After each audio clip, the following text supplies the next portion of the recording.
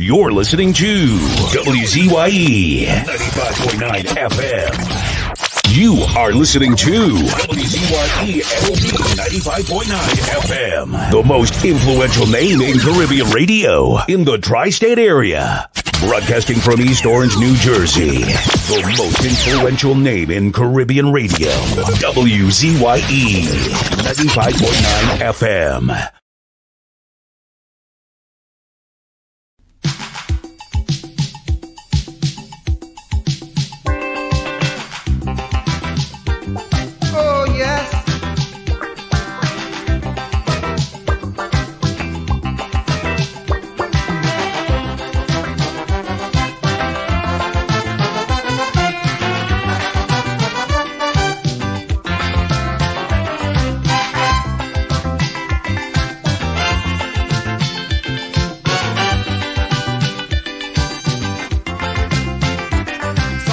Help, come and put a hand, come and wipe away the blight and see what the plight that befall the man of this land. What's going on here? I would like to know why the whole world is in a turmoil. So it look as if we fire God from the job and give you work to the earth. Man, the devil have a hand in running the land. The devil have a hand in running the land. The people have to never like understand. The devil have a hand in running the land. The devil have a hand in running the land. The devil have a hand in running the land. The thing of man never like understand. Like if Satan in control of running the land. Hey man, oh man.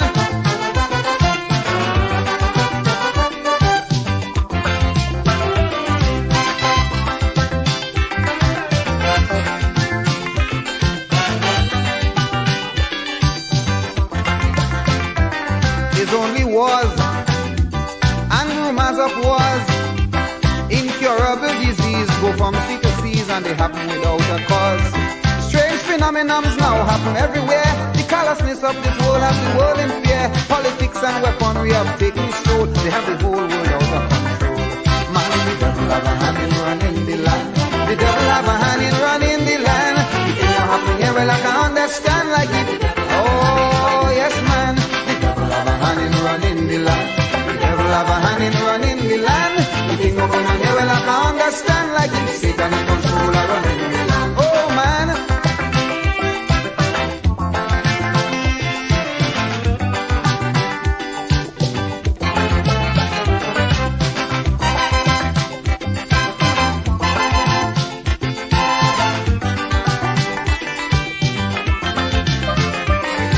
Get at ease, we turn to religion, but then in our quest to do our best we end up in real confusion. Some religious leaders so phony and vain, allow religious morals to go down the drain. Their materialism make them feel them is Lord, robbing the world in the name of God. Man, the devil have a hand in running the land. The devil have a hand in running the land. The thing of going on here, well I can understand that the devil have a hand in running the land. The devil have a hand in running the land. The devil have a hand in running the land. The things that happen here, well I can understand. Like he's Satan in control of running the land. Oh man.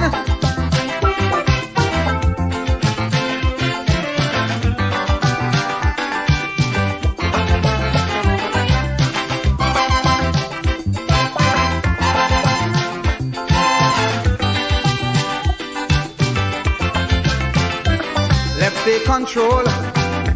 Let's reconstruct the world. Sift out all parasites, phonies and blights. What is wrong? Let us make it right. Stop this social, moral and religious decay. Our world wasn't meant to be this way. For heaven's sake, let's not fall for the seat. Put God back in the driver's seat. Man, the devil have a hand in running the land.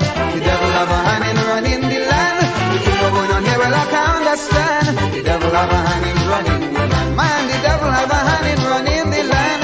The devil have a hand in running the land. The thing what's going on here, man, I can understand. Like if Satan in control of running the land. Oh man. Oh man.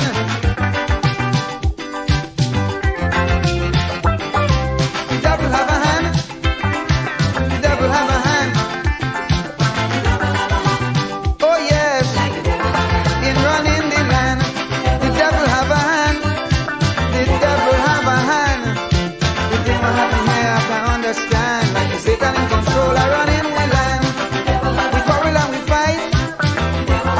We are doing right. Oh yes, the devil have a hand in running the land. We forget what's good, not doing the things we should. Yes man, Satan in control, I run in we land. I can't understand why. I can't understand. Oh yes man. Corrupt teachers, phony preachers, bogus leaders, Satan workers. Oh yes man. I can't understand.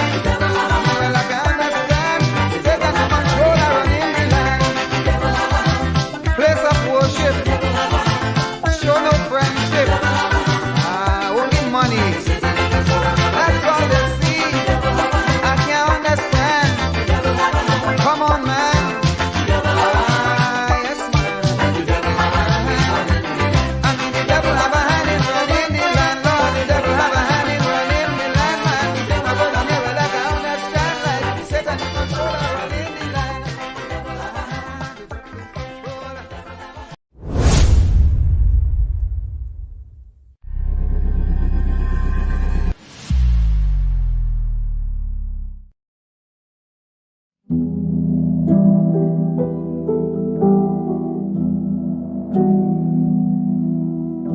Do not categorize the blessing by colors. It is not the colors you need to watch. It is the character. Watch out for the character. I'm going to tell you that there are three basic types of people that you will interact with if you are a child of destiny. Can I share this with you? The first group are confidants. Confidants. You will have very few of them. Confidants are those people in your life who love you unconditionally. They are into you. Whether you're up or down, right or wrong, they are into you. They are in for the long haul. If you get in trouble, they get in trouble with you. They'll come see you in the jailhouse. They'll come get you out of the crack house. They're confidants. You can open up and share anything with them. You'll never inherit your kingdom until you find your confidant. You can't be David till you find your Jonathan. Having a good confidant is the key that unlocks the kingdom, because you were raised outside the gate and God's going to cause you to reach over the wall. You got to have a confidant behind the wall who can mentor you for what God is going to do next in your life. The problem with most people is that everybody they run around with is under them. And so you are forever feeding people who can't feed you. And after years of feeding them, they begin to drain you.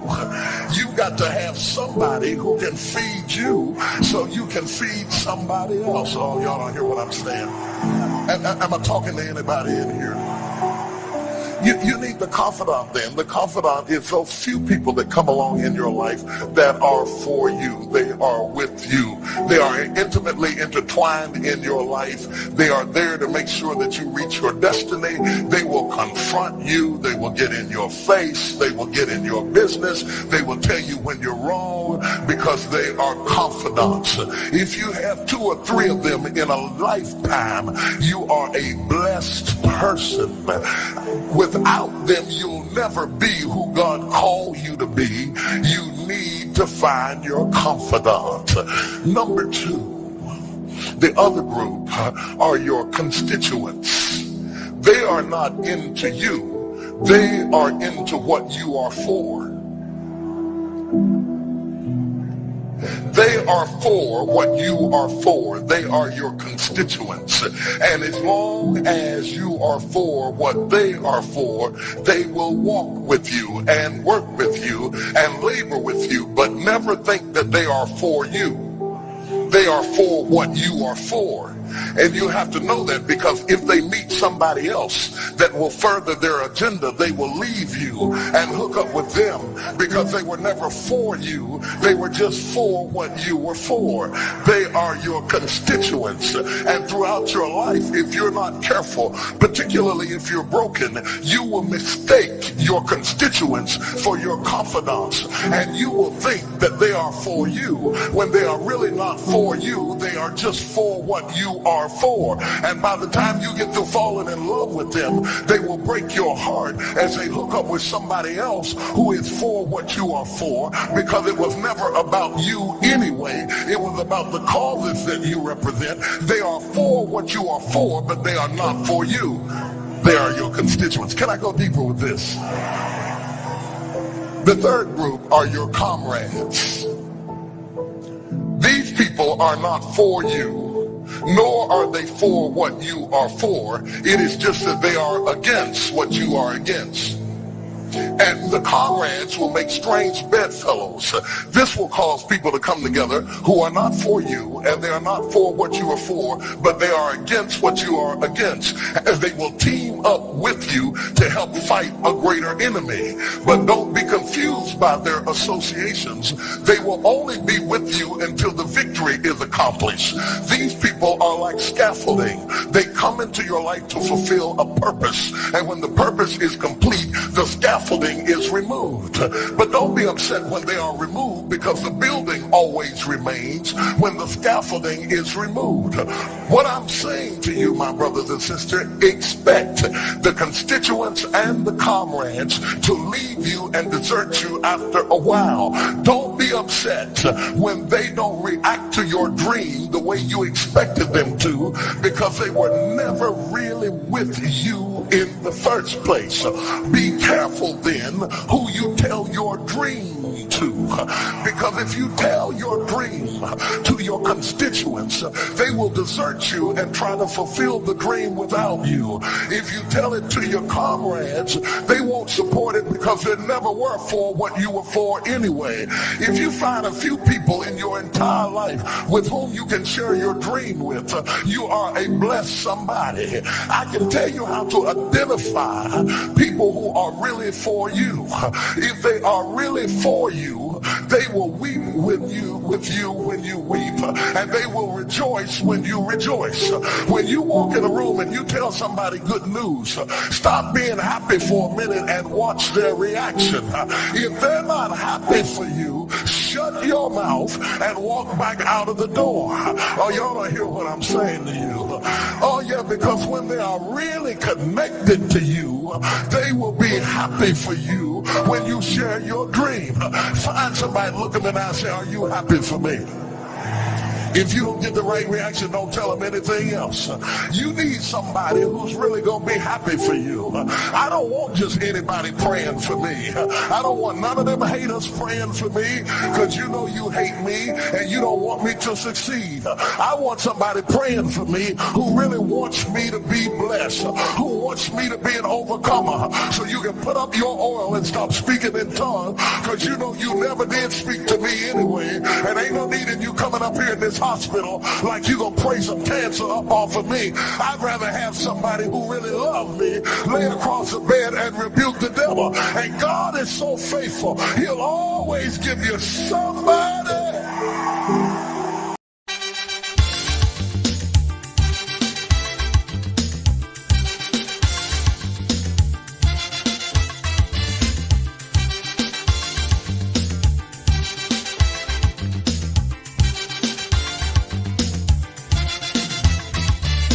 You get up one morning, your elders have something, you don't know how they get it, but you want to use it.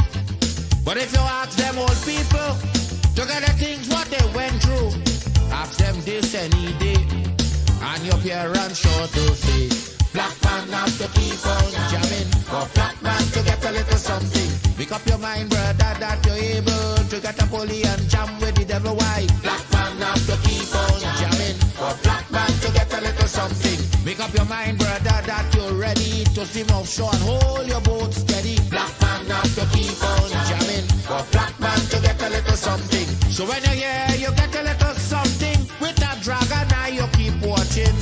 because I don't tell you already. Black man don't get nothing easy.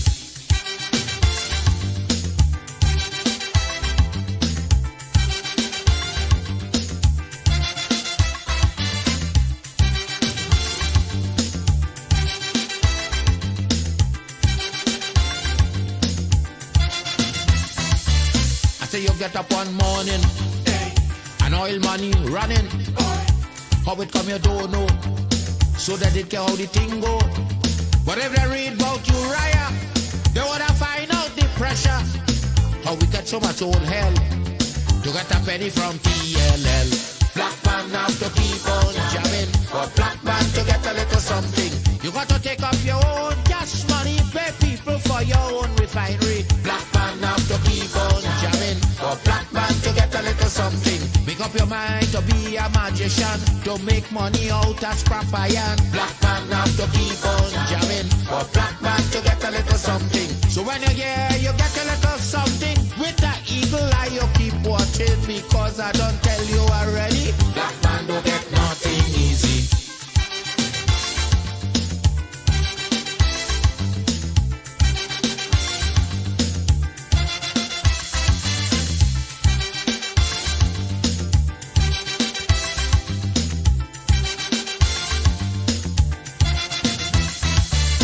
Say we got up one morning, independence happening. They think the thing come easy, now they're taking liberty. But if they know about petition, we are to send to England for some woman to tell we in this colony free. Black man have to keep on jabbing, but black man to get a little something. You got to go to conference in England to get independence in your own land. Black man have to keep on jamming, but black man to get a little something. People hold you, humiliate you, turn on and sell you, and then they free you. Black man have to keep on jamming, but black man to get a little something. So when you hear you get a little something, with that dragon eye you keep watching, because I don't tell you already. Black man don't get nothing easy.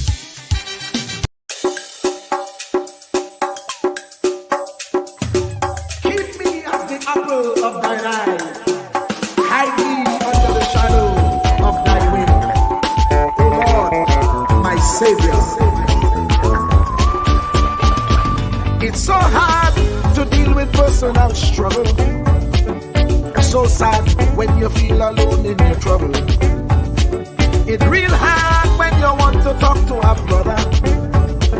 It's so bad because of how some look at you after. So Jesus, come and be while you fix it. Come and be while you fix it. Come and be while you fix it. Jesus, come and me. Come and be while you fix it. Come and be while you fix it. Come and be while you fix it. Jesus, come and me. Cover my head. Satan want me dead. Cover my back from human attack. So Jesus, come and be while you fix it. Come and be while you fix it. Jesus, come and be while you fix it. Jesus, come and be. People see you smile, but don't hold the hurt that you're feeling. Even as God's child, at times your heart does be bleeding. Where can you go when you're really looking for healing? Who know how to flow when your soul needs some restoring? So Jesus, come and be while you fix it. Come and be while you fix it. Come and be while you fix it. Jesus, come and be. Come and be while you fix it. Come and be while you fix it. Come and be while you fix it. Jesus, come and be. Cover me home from evils unknown. Cover my feet so I'll never retreat. Oh Lord, come and be while you fix it. Come and be while you fix it. Come and be while you fix it. Jesus, come and be.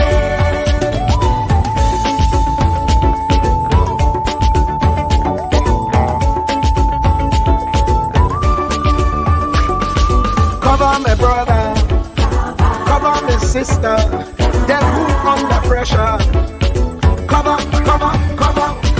Cover the preacher, every church worker, the young believer.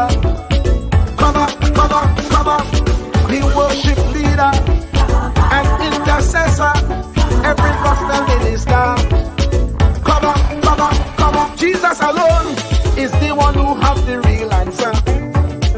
on the throne is the true and loving Father. He will hold your hand and keep you from going under. He will make you stand and let you know he's a fixer. Cover me while you fix it. Cover me while you fix it. Jesus, cover me while you fix it. Jesus, cover me. Cover me while you fix it. Cover me while you fix it. Jesus, cover me while you fix it. Jesus, cover me. Cover me, man. You know the struggle sometimes. Cover me mouth, that the wrong thing wouldn't come out. Oh Lord, cover me while you fix it. Cover me while you fix it. Cover me while you fix it. Jesus, cover me. Cover the Christian in the midst of aggression with the power of your right hand. Jesus, cover, cover, cover them helpless children. Jesus, defend them. Send help from heaven. Jesus, cover, cover, cover all them radio stations that blessing the nation. Grant divine protection. Jesus, cover, cover, cover, cover me, cover me. Truer words were never spoken. The less you associate with some people, the more your life will improve. Anytime you tolerate mediocrity in others, it increases your mediocrity. An important attribute in successful people is their impatience with negative thinking and negative acting people. As you grow, your associates will change. Some of your friends will not want you to go on. They will want you to stay where they are. Friends that don't help you climb will want you to crawl. Your friends will stretch your vision or choke your dream. Those that don't increase you will eventually decrease you. Consider this. Never receive counsel from unproductive people. Never discuss your problems with someone incapable of contributing to the solution, because those who never succeed themselves are always first to tell you how. Not everyone has a right to speak into your life. You are certain to get the worst of the bargain when you exchange ideas with the wrong person.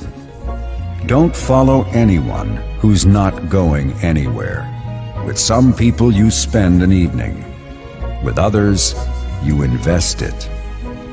Be careful where you stop to inquire for directions along the road of life. Wise is the person who fortifies his life with the right friendships.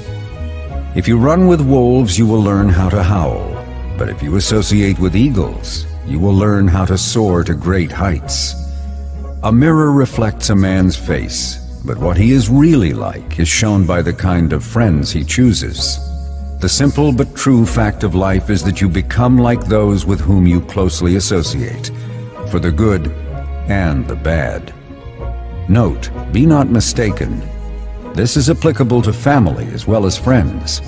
Yes, do love, appreciate, and be thankful for your family, for they will always be your family, no matter what.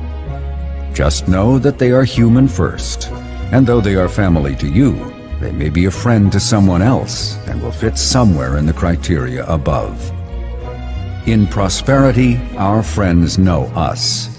In adversity, we know our friends. Never make someone a priority when you are only an option for them. If you are going to achieve excellence in big things, you develop the habit in little matters. Excellence is not an exception. It is a prevailing attitude.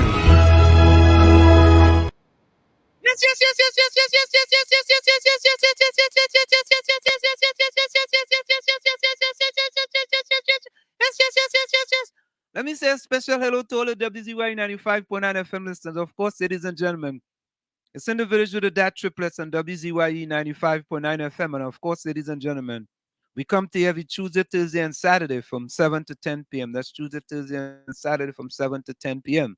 And of course, ladies and gentlemen, we always say it doesn't matter what color t-shirt you wear.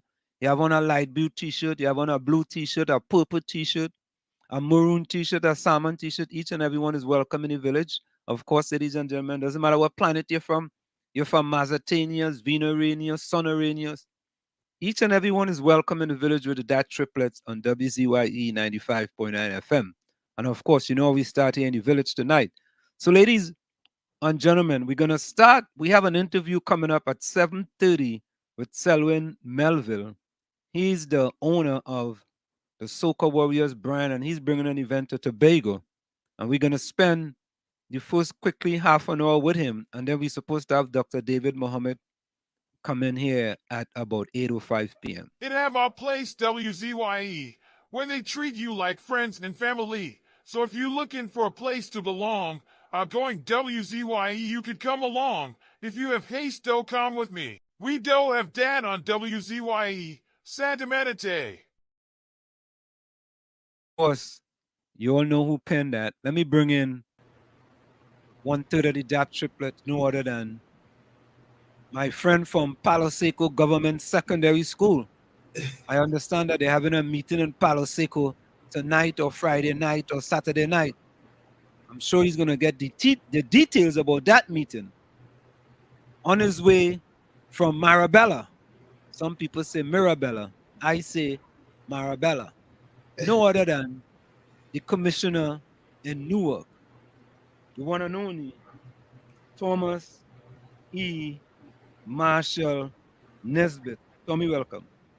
Good evening, my dear friend. And I am from Palo Seco, I'm from Marabella, not Mirabella, right? Marabella. I see today you left out Salibia, but it's all right. Yeah. Sometimes I want to get your home tongue rather than the tongue where you grow. All right. So, how are you managing with this kind of dog day that we are going through today? You know what I mean? I take every day as I glad for every day, you know what I mean? Mm-hmm. I glad every day. Yeah. You know, but I know we have. I know you didn't run. I know you didn't run today. So I mean, you what do you mean you know I didn't run today? What kind of? Because I know the temperatures forbade that you venture out there and try to. Temperature. Me even show what the temperature was today. What was the temperature today? In the 90s. I'll tell you what it is right now. Okay, I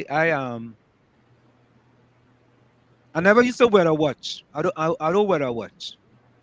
I know there are times when, you know, you have to be very careful, you know, like if it's in the 90s, but I didn't, I ran this morning. As a matter of fact, I did hills today. What? You're Superman? Yeah. Huh? Right now it's 89 degrees Fahrenheit. Oh, 89 degrees is not bad at all. I mean, but Tommy, let me do this quick because we have Selwyn Melville coming in at 7:30. And then we have Dr. Mohammed coming in at 8:05. So, Tommy, things change up tonight, boy. What happened, Busy evening. Yeah. Albert Montano was first in the village tonight. Yes, I was shocked. Wait a minute. Yeah, but we gotta give him a round of applause. Yeah, what? Sure. Albert. The whole thing Albert Montano.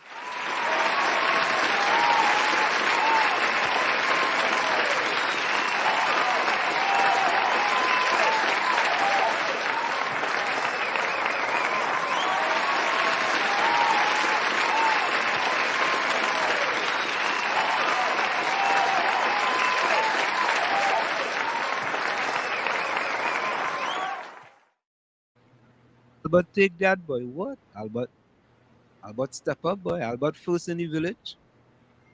Yeah, Albert, boy. Yeah. And then we had Albert in first. Then we had Rennie Mohammed, boy. Dr. Love, boy. Mm-hmm. Dr. Love says, good evening, brothers and sisters. Love in the house. Great love is all I bring. Then Albert Montano come back, boy.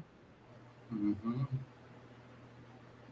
My wife and myself gave a co-worker a ride to downtown and dropped him off at Edward Street and Sackville Street around 4:30 p.m. Okay. Rennie says respect to the panel. That means Albert is on the ground in Trinidad. I guess so. No, I think he's talking about the coup. Oh, okay. During the coup 1990. I think that's what he's talking about. right? Yeah, all about reminiscing. Okay. Yeah. You was in Trinidad that day? Me? No, I was right up here. As a matter of fact, I was in. Where was I? I was in when I first got wind of it. I was in that hall on Halstead. What's the name of it? Used to be called Oh, Holstead Street in Newark? in East Orange. There's a entertainment hall that we used to rent Oh, and have yeah. Yeah, function. Um, I remember that one. Yeah, I remember that at all. 90 Halstead. What's the name of that place again? Wow, how we forget. Yeah. Things do happen. Let me read Rennie. Rennie says, things we do for others while placing ourselves aside, giving our all to make others happy while going along for the ride. In the end, not expecting dirt in my face. I'm strong. Now I know my place. All right, Rennie. All right, Rennie. Keep up the work, brother. Keep it up. Keep it up. Yeah. Albert said, I thought it was some play, not understanding it was real. And Tommy, I want people in Trinidad to stop saying it was an attempted coup. It was a coup. It was a coup d'etat. The man actually took power. Yeah, it was a coup. I mean, I don't understand. I listen some radio announcers talking, yeah, it was an attempted coup. I mean, if the guy ran the government for 1 minute, 30 seconds, it was a coup. It was a coup. So, folks, it wasn't an attempted coup. It was a coup. All right? I mean, I'm not saying that whatever happened Was was the correct. right thing, was correct. I'm not saying that.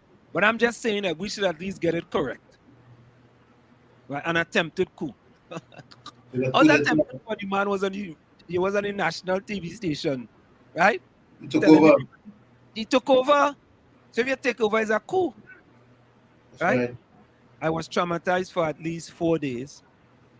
My son was with the cadets camping down Shagaramas. I couldn't make any contact with him. Oh God, boy. But reminiscing, boy. I'm not living in a much safer county. That is Canada. I'm now living in a much safer county. That is Canada. Right?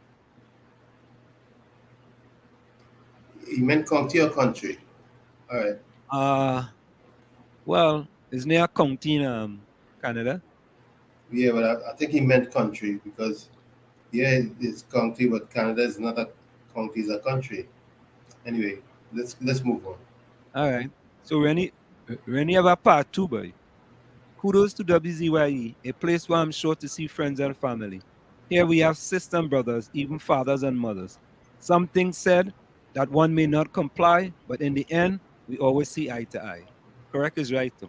Correct is right, Kenny. You might have to add that, boy. You gotta add that. We Hmm. go, we go extend it.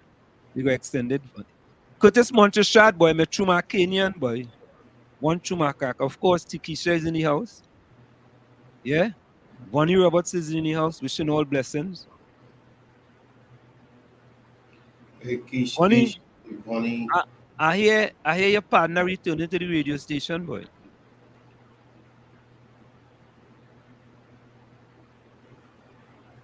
Tika says she log in after 5. I think we put it up late, Takisha. I didn't put it up till after 6, I think. Right, Tommy? Yeah, came in late. Yeah, I came in kind of late. So we expect this guy coming because let me call those guys. Mr. Soka Warrior. Yeah.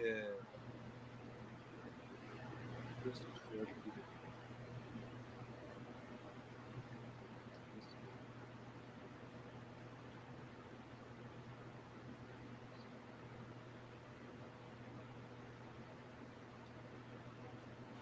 Let's see. Hold on.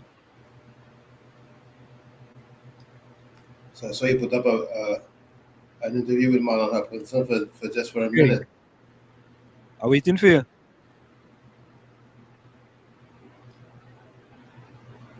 I send you the link. Yeah, it's in your phone. Yeah. Okay. 7:30. No, 7:30. Oh, okay, I messed up. Yeah. I messed up. My messed up. Anyway, just log in when you get a chance.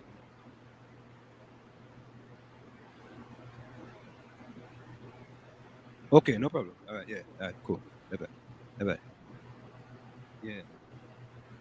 I was supposed to do that. I totally forget. Yeah, Tommy.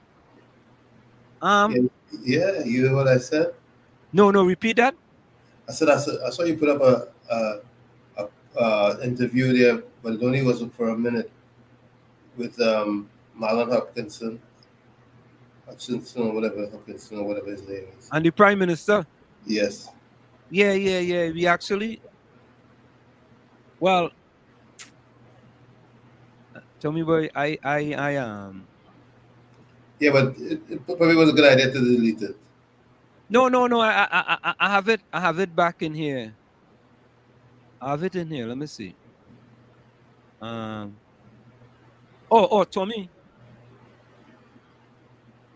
Okay. This is it right here. Hold on. I could play it. Hold on. Let me get it. Let me see if this will open up here. I think I might still have too much there. Let me get rid of this one here.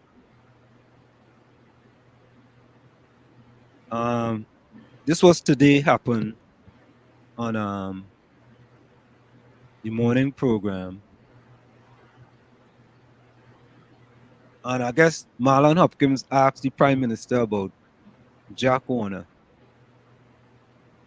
And he made some statement. I was gonna, if we have time, we're gonna analyze the whole interview he had and cut it up into bits and pieces. With some of the things. There we go, dissect it. Dissect it. In some of the statements that she have made. And Tommy, I don't know if you know, there's a video making the wrongs of me that I did in 2020, just before the pandemic. All right, let's take a listen to this. Platform. He has put his foot back into the politics of Trinidad and Tobago. Do you have a view as to what would have transpired there? Yeah, I have a view. And again, it's pretty obvious to us, it should be obvious to an unbiased person as to what is happening.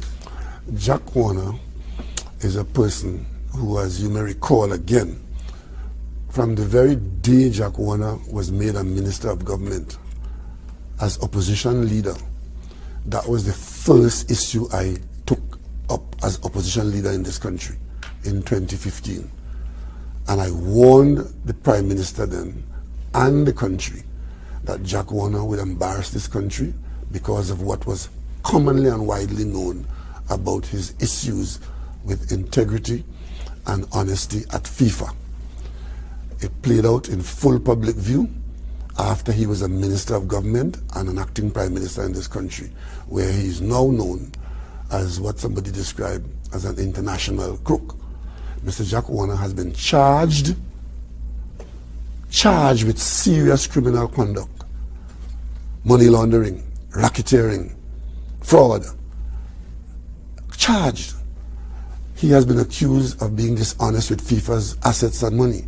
A judge has ruled as rightly in a court where he's been, I think it's $75 million for the very place where the local politics went to celebrate the return of Mr. Warner to our politics.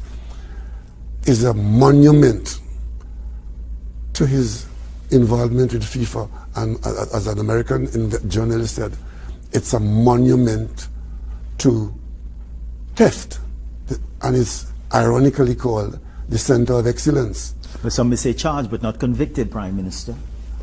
And of course, because he has been avoiding his day in court as a person who's fighting an extradition by a serious country which has laid the charges, and he's fighting using the avenues of the law, of course. But that being so, how does that become a beacon for this country and a savior to us when you're difficult. Jack Warner has been banned from FIFA for life for his involvement in football.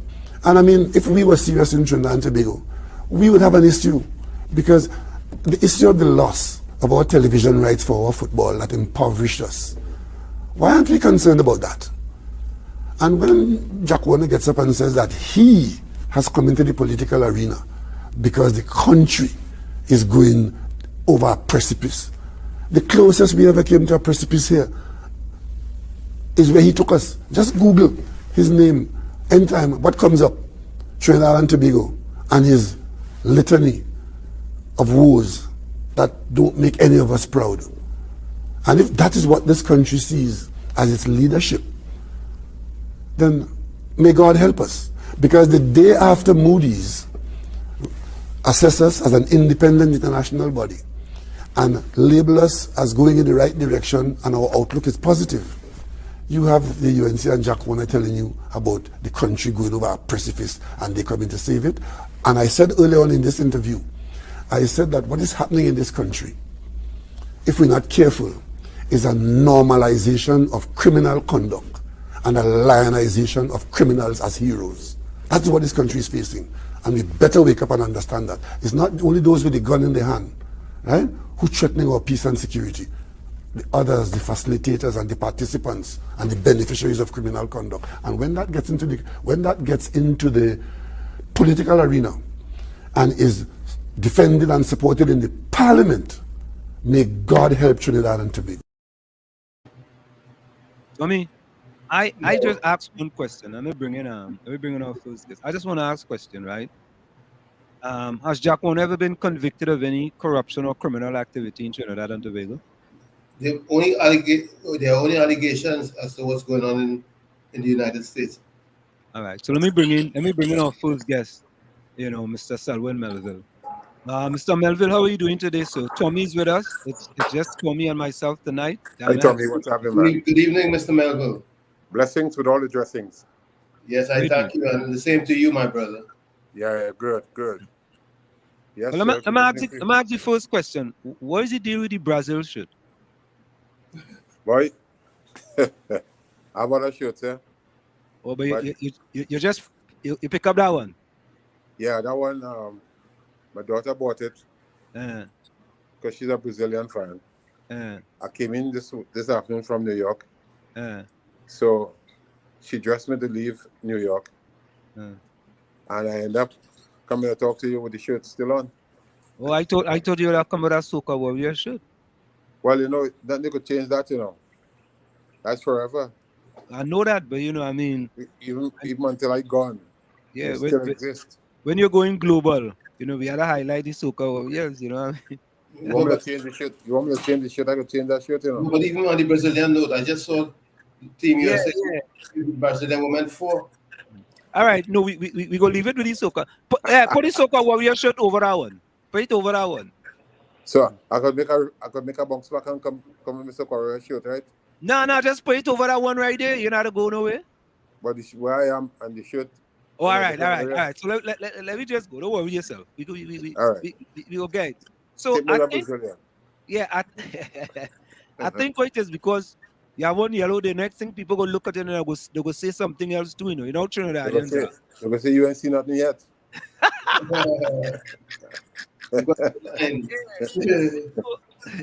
So I think what we wanna hold on, let me do something here.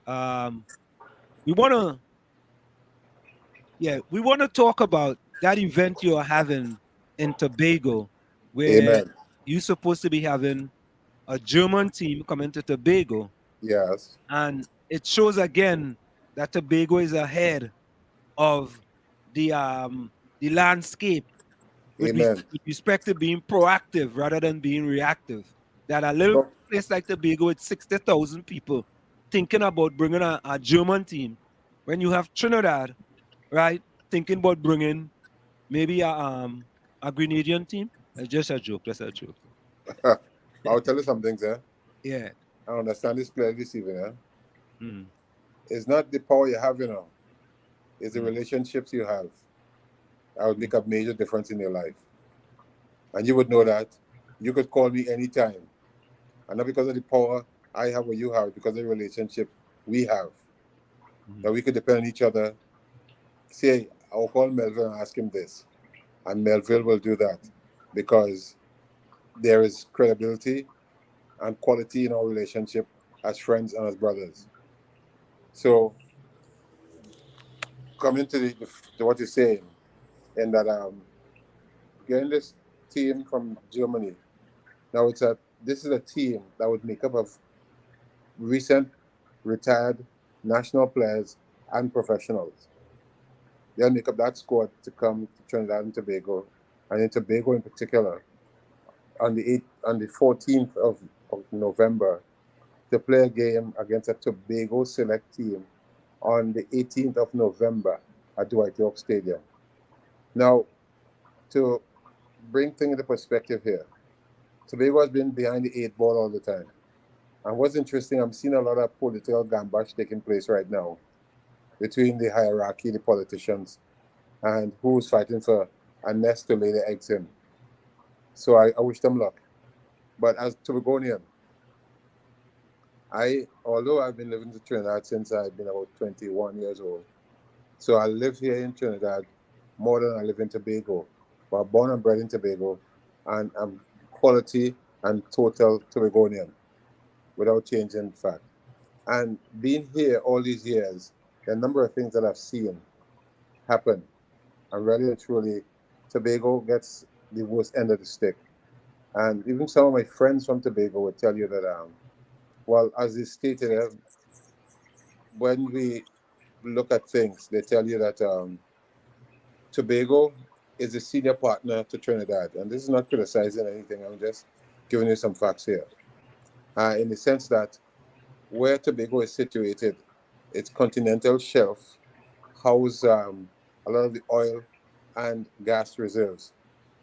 So basically, Tobago, I am not an expert on that, but I'm going from what the so-called experts are telling me, is that where we sit, we are like the senior partner because we bring a lot of the resources that Trinidad uses and the money that they spend. Basically, Tobago has a loud share in that money. And there are people who are complaining that well, Tobago should get a better deal rather than be given that 2% or whatever percentage from the budget of the year. They figure that, and that's why some people are making noise that Tobago should be in a better position to earn much more. And if you earn much more, then they'll be better off as a nation. But most people saying, hey, only have 60,000 people in Tobago there, so all they want. But if a man found gold in the mountain and he collected all that as his, and he cannot utilize the spoils from that to make himself a better person. So those who believe that Tobago should be given a better share of the pie. But my thing is, I'm not into the politics and those discussions. What I'm into is that as being Tobagonian, I have seen what has happened to the island. So there's time has come when Tobago must probably start to do, not be a bastard child or a child who begging for bread, but a child now who could say, if I get 2 cents and I use those 2 cents properly, I can build into millions and be a stronger nation, as it were. So my belief is that having gotten the Soca Warriors trademark and the one who created that and the hell that they went through to get, I still believe that I have something to contribute to the land of my birth. Okay, we So, having a little internet problems. Tom, you hear me? Yeah, I'm hearing you loud and clear. Can you hear me? yes. Yeah, go ahead. Go ahead. All Yeah, right. we hearing you know. You went out for a All little right. bit. Go ahead. Okay. I ain't going nowhere. I'm gonna stay right here. Go ahead. So what I'm saying is that so Tobago has its problems, and despite what the politicians are doing, we as citizens of Tobago have to do what is required of us, because the only people who can make Tobago different are the citizens of Tobago and not the politicians who are actually the day-to-day citizens. And so being in a position where I am in right now, I can probably try to do things. Now, I was making a point there about about the big teams and all that. So Germany could be coming because of a friendship I have in Europe. And this guy, Robert Paltiel, he is from Belgium. And he had been discussing with me about things that we can probably do. And we came to a conclusion that based on the support he has internationally, we can do things and he loves the Caribbean, in Tobago and all these places in particular. His son is also a producer at Sony Caribbean Music, and he can also open doors for our people in the Caribbean. But the thing with Robert, what Robert has done, he said, hey, look, I have the connections in Denmark, in most of the countries like Netherlands and all that. They are good at that. So he said, why don't we do something with football? And then I said, okay, let's do it. So we had a discussion with the lady in charge of tourism in Tobago, Miss Boris. And she said, well, hey, why you all don't do a women's game? And she said, I want to come back and think serious, you know. So I decided, well, look, hey. So we had discussions, and Robert now has a friend in Germany, a fellow called Wolfgang. Wolfgang is a commentator. He also works within the Bundesliga. And they said, well, okay, we could do something. So they decided we can't get the German national team. And based on how they might perform in the World Cup here, they may be too rich for us. And then what is happening, if you have to invite some of these big teams, they charge sometimes the starting negotiation to get into your country is about £2 million or $2 million US. And we don't have that kind of money. You can't dream of that. My wreck there, the THA Bank and banks in Trinidad and Tobago if we do a thing like that. So the women in Germany have stated what they'll do for us. They will come and play. They'll use some of the veteran players and recent retired national players. Squad of 21 is now available to come to Tobago to play against a Tobago select team, which we must really identify very well. Now, these women, when they're coming, what they're planning to do is that, okay, Tobago, we don't want any appearance. Hey, Kevin, can you straighten up your camera? You're a little sideways. Right. Go to your right a little bit. Go to your right. To your right. To your right. The other right. To your right. No, to your right. my left. To my left is my right. All right. Yeah. There we go. Yeah, that's better. There we go. Better? There we go. That's better. Right. Here we go. All right. So what they've decided to do is that, hey, what we'll do for Tobago, we'll come, we'll play. We wouldn't charge you any money. But whatever might be a fee, appearance fee for us, we will give that to a charitable organization in Tobago of your choice. So that's one of the bonuses that we're getting to start with.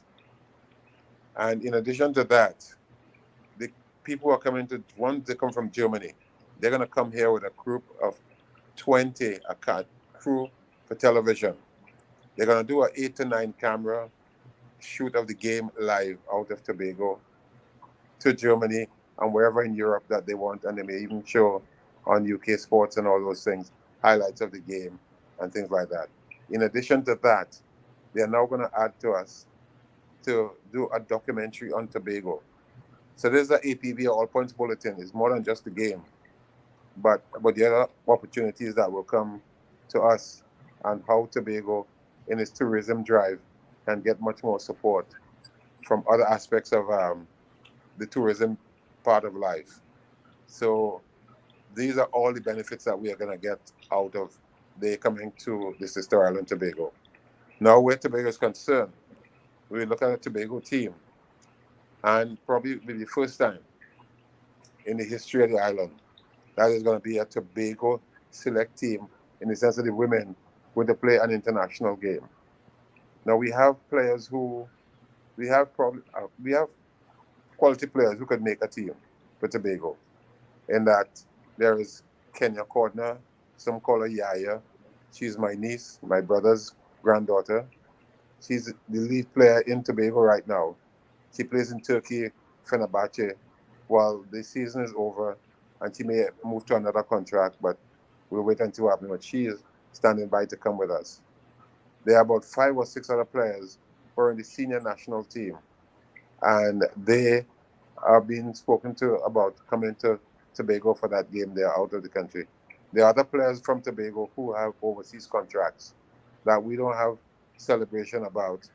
Plus, there are some players who are in the national youth football team, women, playing for the national team, and they have possibilities of coming into the team. Plus, there are players in Tobago that we will try to identify and look at. So when you look at it, this is a major win for Tobago once you can pull this thing off, because they're going to have something that we've never had before. If Tobago we can pull this team together. Just imagine, gentlemen, on the day of this game, once it's played, the team come out in a warm-up shirt, a mark Tobago right across the chest. And that is a Tobago team. So it's not a Trinidad and Tobago, it's a Tobago team. No disrespect to Trinidad, no disrespect for Trinidad, but as Tobago is now seen that its time has come when it can stand up and represent itself in a most auspicious way. And once that is happening, then they know they have to start taking warning. That Tobago is coming of age. It is seeing itself in a different light. And how do we deal with Tobago now? Because all the time, there are players from Tobago, personalities, sports persons, who are now given the opportunity to really do well for Tobago or Trinidad and Tobago, because Tobago is overlooked. I saw recently in the Carifta games, Tobago has been dominant with the field athletes, and Trinidad more the other part of it, the track events and not the field events, very much. So there are 11 Tobagonians who made the Carifta team, and there were 2 persons from Trinidad who are now members of the Carifta team field events. They brought the 11 persons from Tobago down to Trinidad for the training sessions. While there could have been just 2 from Trinidad, they would have taken to Tobago. And even the Tobagonians were complaining that, well, why didn't they bring the 2 athletes rather than keeping us in that position, bring us down to Trinidad? And only 2 from Trinidad really making this team. So the question is, and I think really, how do you put it? Some might say, well, boys are wickedness to do it to the people. And not necessarily so. It may have been just that it's a customary thing to offload Tobagonians into Trinidad, that they didn't see, even if it would have been more viable for them to send the 2 people to Tobago, they send the Tonula Tobagonians down there to Trinidad for that. So who has the better training facility? So Tommy and just hold 1 minute. Let's go for a quick station identification. It's in the village with the DAT Triplets and WZYE 95.9 FM. We have, I think I'm getting a little feedback. We have Selwyn Melville, who's basically the owner of the Soca Warriors brand, and he's having an event coming up in Tobago. And I think it's going to be a big event. A German team is coming to Tobago. So this should be very interesting. So stick and stay. We'll be right back after this. We'll be right back. Stick and stay. Let me fix this. You're listening to WZYE 95.9 FM.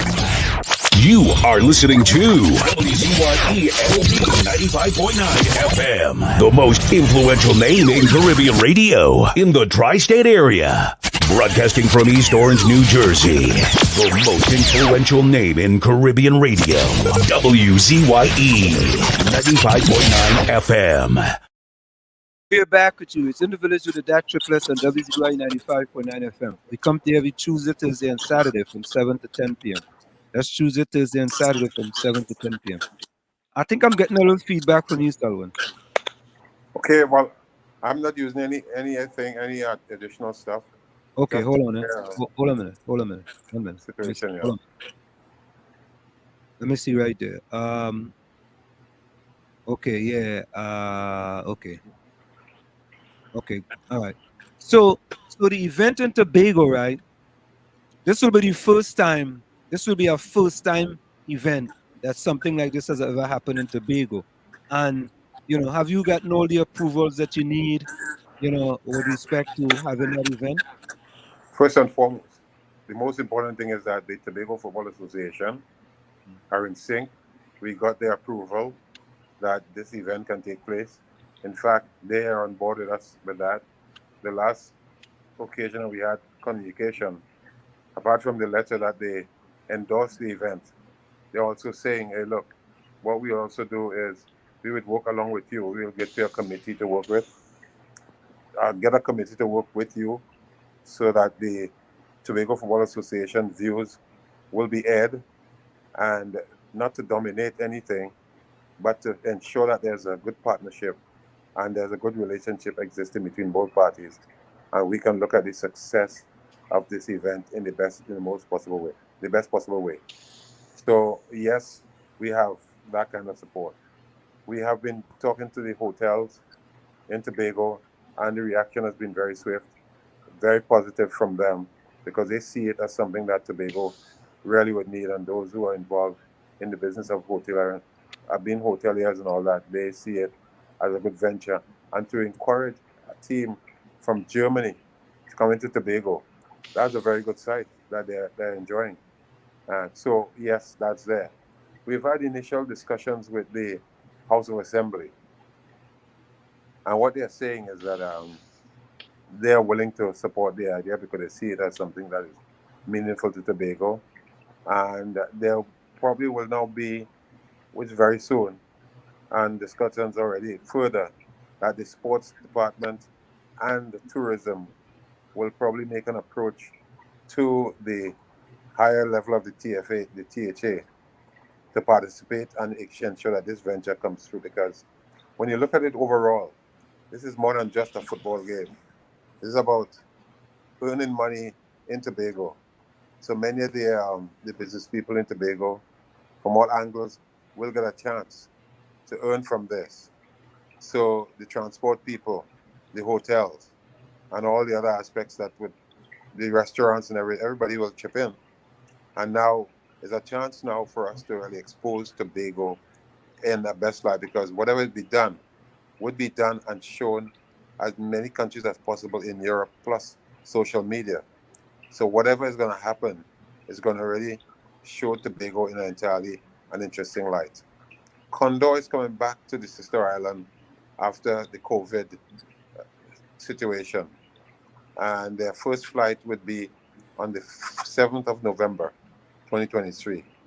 And we are hoping to get the Condor flight that's coming on the 14th to bring the players, the television crew.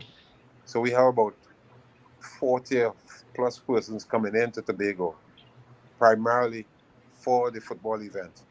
My associates outside are also telling me, well, that they're looking at the possibility of even getting an extra flight with German fans to come to Tobago to be a part of this whole thing. So, man, this is huge. We may not see it as important at the moment, but as it grows, it's going to grow on people, and they're going to see it as something that is very fantastic. And then when you're now bringing this whole idea, because it's a novelty, Tobago, to have a women's team that will now be selected to play to represent Tobago. That is our own, Tobagonian own. And people will come out in the numbers. They love their sport already. And a women's team with that profile playing the Germans would create a lot of stir around. There are people in Trinidad who have been calling and sending messages to me that they are booking their passage to Tobago for when that game comes up on the 18th of November, by the grace of God, should everything fall in place. So they come on the 14th, they leave on the 21st, 1 week. And while they're here for the week, then there is the effort now to do this documentary on Tobago. So they're going to highlight the people in the street, how Tobagonians live, the food they eat, the culture, and all these aspects will come into picture. The beauty of the island, and we have that. The beaches, they'll have to be able to enjoy all these and say wonderful things, I'm sure, about Tobago. And wherever that news will go around the world, will do a lot for the sister island Tobago in the effort to bring in more people. And Condor coming back, they'll see this as a fillip for them, because once it's been exposed all over Europe, then many of these people in those countries would want to come My associates are also saying, what I'd like to see happen is that that the word spread so well that after this first year in Tobago, what they'll do is some countries may say, hey, this place, we want to come there and play some football. Or one team played, let's have 2 teams, let's have 3 teams come to Tobago and enjoy this, and we have a small tournament. So these things would certainly be interesting things for the people of Tobago and what can happen as a result of the changes that could take place. So we are seeing many people are saying, this is what we want, and this is what Tobago should be enjoying. So So you how imply, Mr. Melville, so you're implying that it's going to be an annual event? Well, that's what they're saying already, that this has to be annual. And not just I'm saying that, but even my people in Tobago are saying this is going to be an annual affair and we will enjoy that. And so the first one is going to be the one that's going to make the difference for all those who will participate and those who will get the news and try to be a part of it. They even say, hey, we could even encourage some of our Caribbean teams. Jamaica's got a team in the World Cup playing as well. So all these people will love to be a part of what happens. And if Tobago could be the mecca for this difference, because, in the past when Jack Warner was involved with the football, a lot of things used to happen, but these things don't happen anymore. And so people think it's far-fetched. I think when I came up with the idea about what was presumed to happen with the Germans, many didn't see it as possible because how you getting that to happen? What connections you have and all that? Well, I'm not God, but he shines the light and shows you the way. And I ain't greedy. I'm taking all that the Lord wants to give to us, and we are very grateful for that. So, one thing, are you comfortable with the infrastructure that you have in place, or do you think that it can be improved? Well, the Dwight York Stadium is in good shape. Nicaragua played there recently for a CONCACAF qualifying game, and there were over 7,000 fans at the stadium. So what the thing is that with these people, the Germans, and they're serious about what they do. To my people, we had a conference call or Zoom with the people at the Dwight York Stadium, and to find out, well, what the possibilities there are with the stadium to ensure that once we have this event and it's happening, we have quality coverage coming out of Tobago going to the other countries in the world. And with the stadium manager and my partners overseas or online, we were very satisfied with what the stadium had to offer because the fiber optics is what they're using a lot these days, and that is in place to happen out of Tobago. The TV stations, they're also involved with assisting in those areas with the fiber optics and all that. So whichever the big ones you can use, you can get it done without any problems. So I think that we are basically safe in that area, and we're not short of not because things have been happening there, but the Dwight York Stadium can accommodate all these things, and we can and will be able to enjoy what is going to be able to have to face up with and to change a lot of things. So even the politicians may have to take notice. Once this thing comes off well, they're going to say, well, Tobago's putting his bootstrap together, he's putting his maze together, and he wants to be in a better place to let the world see that it's not just about politicians complaining, but as an island with quality, they're showing it off in the best way possible. And we have people who are developing to bring that to the fore and to make it possible. I hope the central government don't treat this thing like how they treating the THA. Well, brother, life's a beautiful thing, I'm just saying, just saying, that's all. Because proactive things don't seem. When you're proactive in Tobago, you might get demonized. I'm just saying. I'm not throwing any stones or anything like that, but I'm just saying. That's all.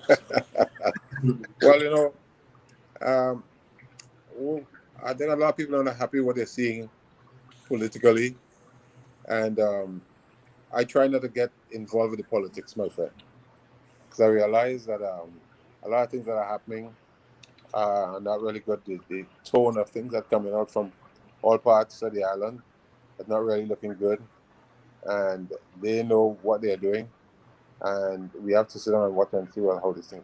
I hope that some adults will come into the room and start speaking the language that is required.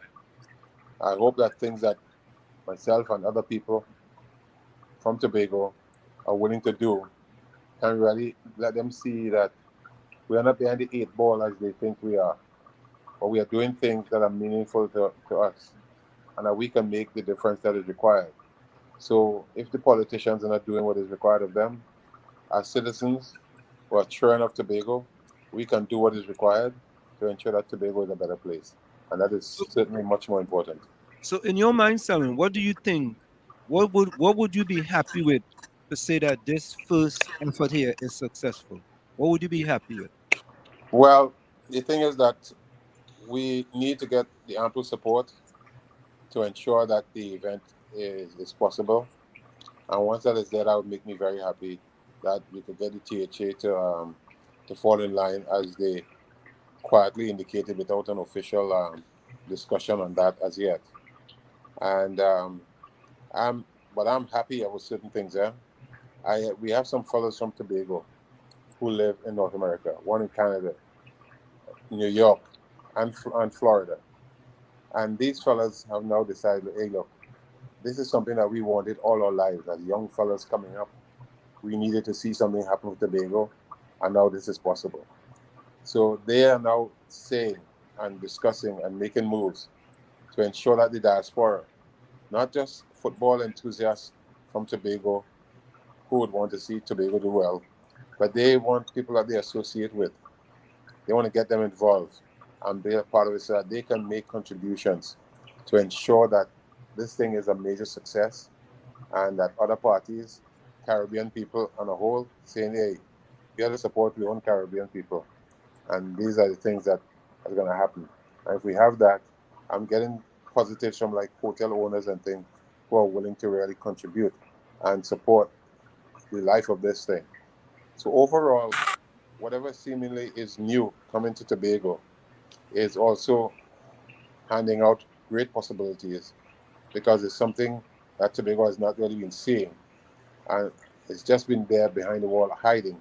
And there's so much more that Tobago can do and give. Because let me tell you something. How I look at life, Singapore is a country that does a lot. They don't have resources, but they use the human resource available to them to do very positive things, their education and all these things, and their lands are sold at very high prices as a result of what they're doing for themselves. So if we as Tobagonians sit down and look at what we have, and that we may be minute, may be small, and they're dot on the map, but we have people who are doing very well all over the world. And if we can start to do things like that, to do things that could show Tobago in a light that is possible, we can change the feel. And even Trinidad will have to take now notice that Tobago is not left behind. Tobago is not depending on the 2 point something billion every year from Trinidad to exist. And is now doing its own thing and it's using its resources to make sure that its people can now move on and move better.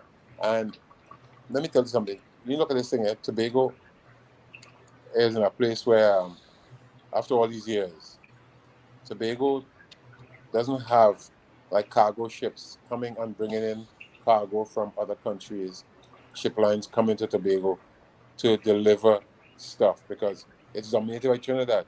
So all the businessmen in Trinidad want to ensure that whatever is happening for them and business, it must come out of Trinidad to go to Tobago. But that is not right. So these are things that I want to see happen to Tobago. But then simple things can start happening, and people can now see that there are possibilities for them to start looking at life in an entirely different way. So rather than depend on Trinidad anymore, on a simple thing like a football game, and what may happen from that game may have people thinking, but you know, if Melville and these people could come together and do this thing, but we could do other things with Tobago too. And once that is happening, then brother, all hell break loose. Things will get different, and You you know, find out. right. I think maybe you can think about this having maybe while they are in Tobago, maybe have them do a camp for the kids in Tobago. You know, that might be That, that so might be. what we are thinking about Mhm. is that these players who are coming in, and they're coming in with heart and soul to show Tobago the best that they can show. So they would have not just a camp, but they'll have some sessions with some of the youth players around the island, Okay. you know, to show them some skills, share some knowledge with them, and impart information that would be viable to their future and things like that. So, yes, these are things that we are taking into consideration and looking at those possibilities once we can get the Germans into Tobago. Because there are players who are recent national players and also players who have retired as professionals. So there's quality in the camp. Some of the Tobago girls might be a little nervous because they believe that, boy, them German girls come here and they beat up we Tobago team. They could shame we. But Brazil lost to in the World Cup. US Yeah, in well, the women's game. I don't 4-1. want in the men, but Germany they beat up Brazil in the World Cup at home in Brazil, and they were ashamed. But that didn't stop them from playing football the next day or felt that that's the end of their world. And so if we are bringing out something new, I don't expect Tobago to be coming out there and beat up the Germans. All I expect is that all players have gotten exposure already, and nothing is new to them, basically. All players, we played Argentina, and all players who went to Messi and bowed to him, and that was very great for them to play against him. But once the whistle was blown and the match started, all that kind of story changed. People start seeing now this is a battle, and we are warriors, and warriors have to fight. And we just cannot walk and say, well, hey, because you have a big name, you're good. Sports is such a funny thing that sometimes Anselm come and beat one of the biggest runners in distance running and get a world record for it. Because on the day anything can happen.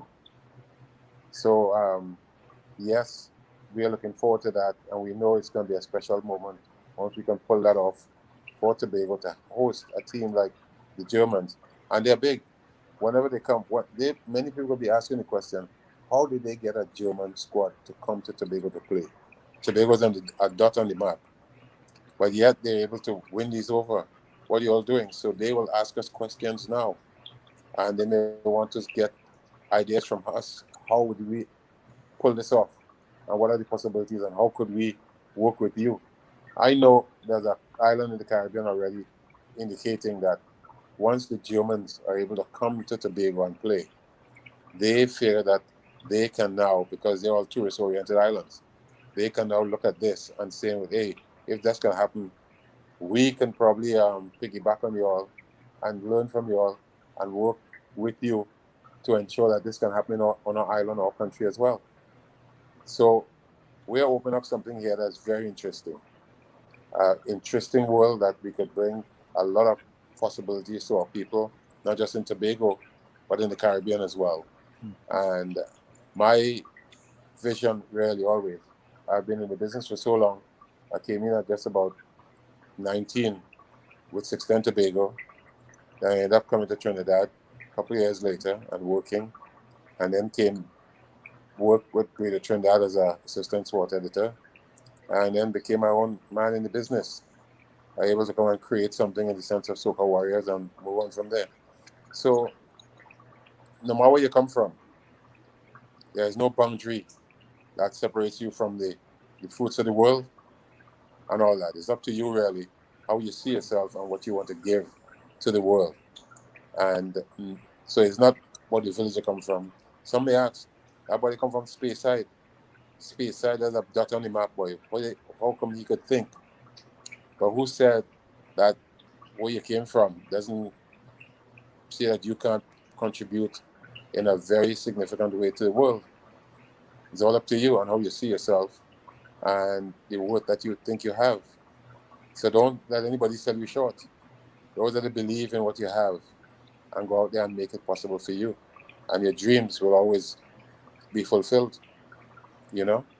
Well, I think this is a splendiferous initiative for the people of Tobago, and I know that the people in Tobago, in addition to the as well as the THA, will be very proactive to this, and it is something that because Tobago is about tourism as well, and this could be a major part of tourism going forward for Tobago, and and Tobago can basically spread their wings across the Caribbean, to do this thing with German players coming to Tobago, because I don't ever remember that Trinidad had any other players coming to Trinidad just to play, unless it was a CONCACAF, not even a CONCACAF, maybe a World Cup game Yeah. or a friendly game of any kind of team coming to Trinidad. So I think this is very innovative, and it is something that I believe that even the Tobago House of Assembly, I mean, I can't talk for them, but they are very proactive, and I've coined the THA chief a transformational leader. So he will be able to see the benefits of something like this to Tobago. Well, I know some of them are, in fact, apart from just Tobago, they are telling me that even Tourism Trinidad and Tobago have their own synergy game that's working.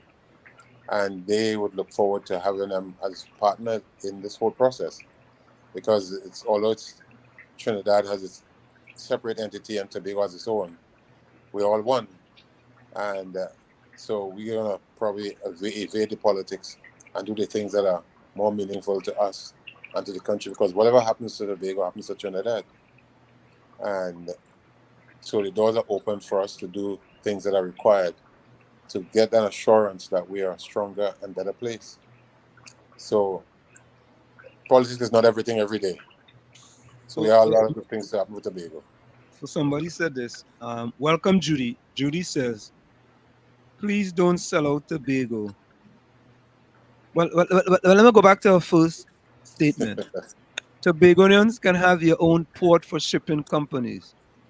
Trinidad merchants are greedy rats. I'm just reading it as it is. Always exploiting citizens. And then Judy says, please don't sell out Tobago for them foreigners. Remember how Tobago got treated by the Germans in the past. So that's a comment in the chat. No, I've listened to the conversation about Tobago having a shipping port, which is a good idea. Just in my mind, as one who was in the shipping business at one point, knows that the type of vessels that are used in shipping require that you have a certain volume of cargo. And I'm wondering if with 60,000 people, if the volume is going to warrant setting up a big shipping port that would take these, because now you see the type of ships, if you will be aware and see the type of ships that are being used. I mean, they're different types, they're smaller and larger ships, but for the most part, the volume of cargo that would be required to bring a ship into your port, one of these larger ships into your port, would it be there? Or would it? I'm just looking at the feasibility of. Well, let me tell you something. How I see that. How I see it now, Tobago has the capacity to have no less than 150 to 200,000 living on the island. Because of a lack of development, all procedures taking place, Tobago's kept. I know a politician once said in Tobago that, he want 50 years hence. If a man come back to Tobago, he could see Tobago in the same state he left it prior to that, the 50 years. So it shows that there are people there who sit and think that they don't really want Tobago to really make progress. And I'm not about selling out Tobago or whatever. We have to progress. And times are changing, and times have changed. Now, with the whole process of shipping, the port talk in the past would have been that there was a move to ensure that Tobago gets a bigger port. Now, they wanted to move to Scarborough. Now, I'm not into the planning process of Tobago and I'm not into the many discussions, but I could tell you things that would have happened in the past. There's a guy, and this is straight up knowledge, who came to the former chief sec, who's spent a number of years as chief sec in Tobago. And this guy came in and they wanted to do a bolt project for Tobago. The bolt project was that, as normally with bolt, they wouldn't bolt on you. But what they do is that they charge you over a 30-year period. They say, well, you will pay us too much and too much. And after that period, the facility becomes yours. And the man was actually chased out. There was no room for him in this conversation. So that's one. Out at where you have the quarry there in Tobago, in Hope, just outside of Monks and George. There used to be, Monks and George had prestige in the past. So there was a port there. Fort Granby out there, that place has an absolute place to set up a proper port on the island. Now, I ain't no expert here, I'm just telling you what I was told and what I've been, discussions that have been around me. And the offer was made. The late Prime Minister, Patrick Manning, was in support of that idea of the port being built out there. And some of the politicians who were existing at the time on the island, I don't really dare to call names, but they refused the idea. And so the people who, they were very happy with the fact that Mr. Manning was saying that, you know, what we're doing down there at this place, at Port of Spain there at the port. So I mean, that could happen out there at Fort Granby.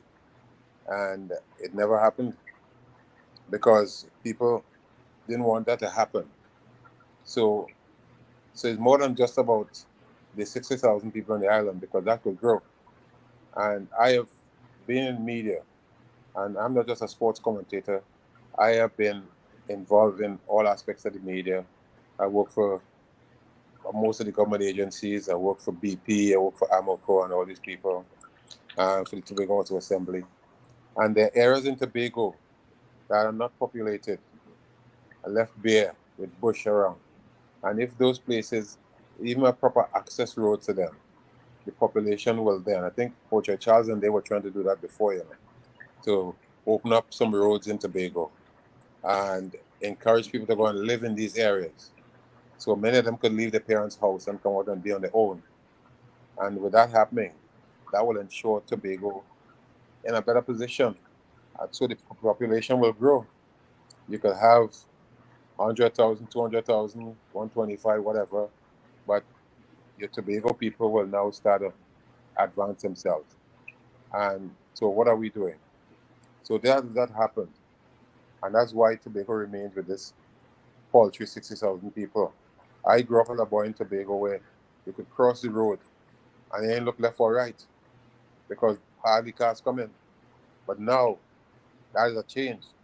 They built Clotenall Highway and all these things over the years, and a lot more people are buying cars and a lot of things happening.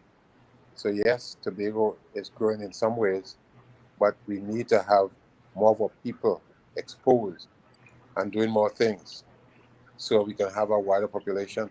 More people from the Caribbean, these areas are coming and seeing Tobago as a place to come and learn and live and earn. But we have other areas that have to come up, and that's why we are short of a number of technical abilities on the island because of the size of the population until such time. So years from now, we might come and say, well, hey, you know, really and truly, Tobago should really be in a position where we should allow more growth of its people and widen the scope for the population to come and do things. Because we're not seeing a lot of talent and missing. If you check, I born in Tobago. I left there when I was about 20, 21. Came to Trinidad. And there are a lot of people, right, who, if you check around the world, there's a guy called Colin Braff. He is a senior brain surgeon in the US, right? He went to Bishop High School. It's a good friend of mine. We all grew up together. And he is big in the US. He on a lot of medical boards. But he had to come, he couldn't do that in Tobago. He had to come away and live in the US to exercise his quality. And there are certainly many more people. I think, even in Trinidad here, and you go through the the government circles, a lot of the PSs and then a lot of them are Tobagonians, you know, and they had to leave Tobago because there's no room for them. I know fellows who have done very well here in Trinidad because there's no room for them in Tobago. So if we look, probably Tobago we have about 300,000 or 400,000 people that belong to the island, that living outside of the island, because there's no room for them to excel themselves and expand their growth. So they have to go elsewhere to do that. Drain. Huh? That's brain drain. Yeah. For sure. You know. So what we're seeing, and until such time that and I think that's why there's a quarrel that's going on. And I'm not involved with this thing because I stay far from those stories. I'm well aware as a Tobagonian. I have to be involved with aware of what's happening on my island or in my home, even if I'm living in Trinidad. But I think that now the confusion that's taking place, because we are seeing moves made to really advance the worth of the island. And those who are in power, some of them politically and otherwise, try to make sure that Tobago doesn't really extend itself too far. Some of the business people see Tobago as their feeding ground. So they use Tobago to do their thing, but tell them don't extend yourself too much. So you don't see too many Tobagonians really expansive in that way where they are extremely rich like they have Trinidadians and things. And so the Tobagonians who do well enough keep their wealth very quiet, and they don't share that around too much. They don't even do much advertising, and people say, why do they advertise? Because they have a small population. So there is need to really build the island.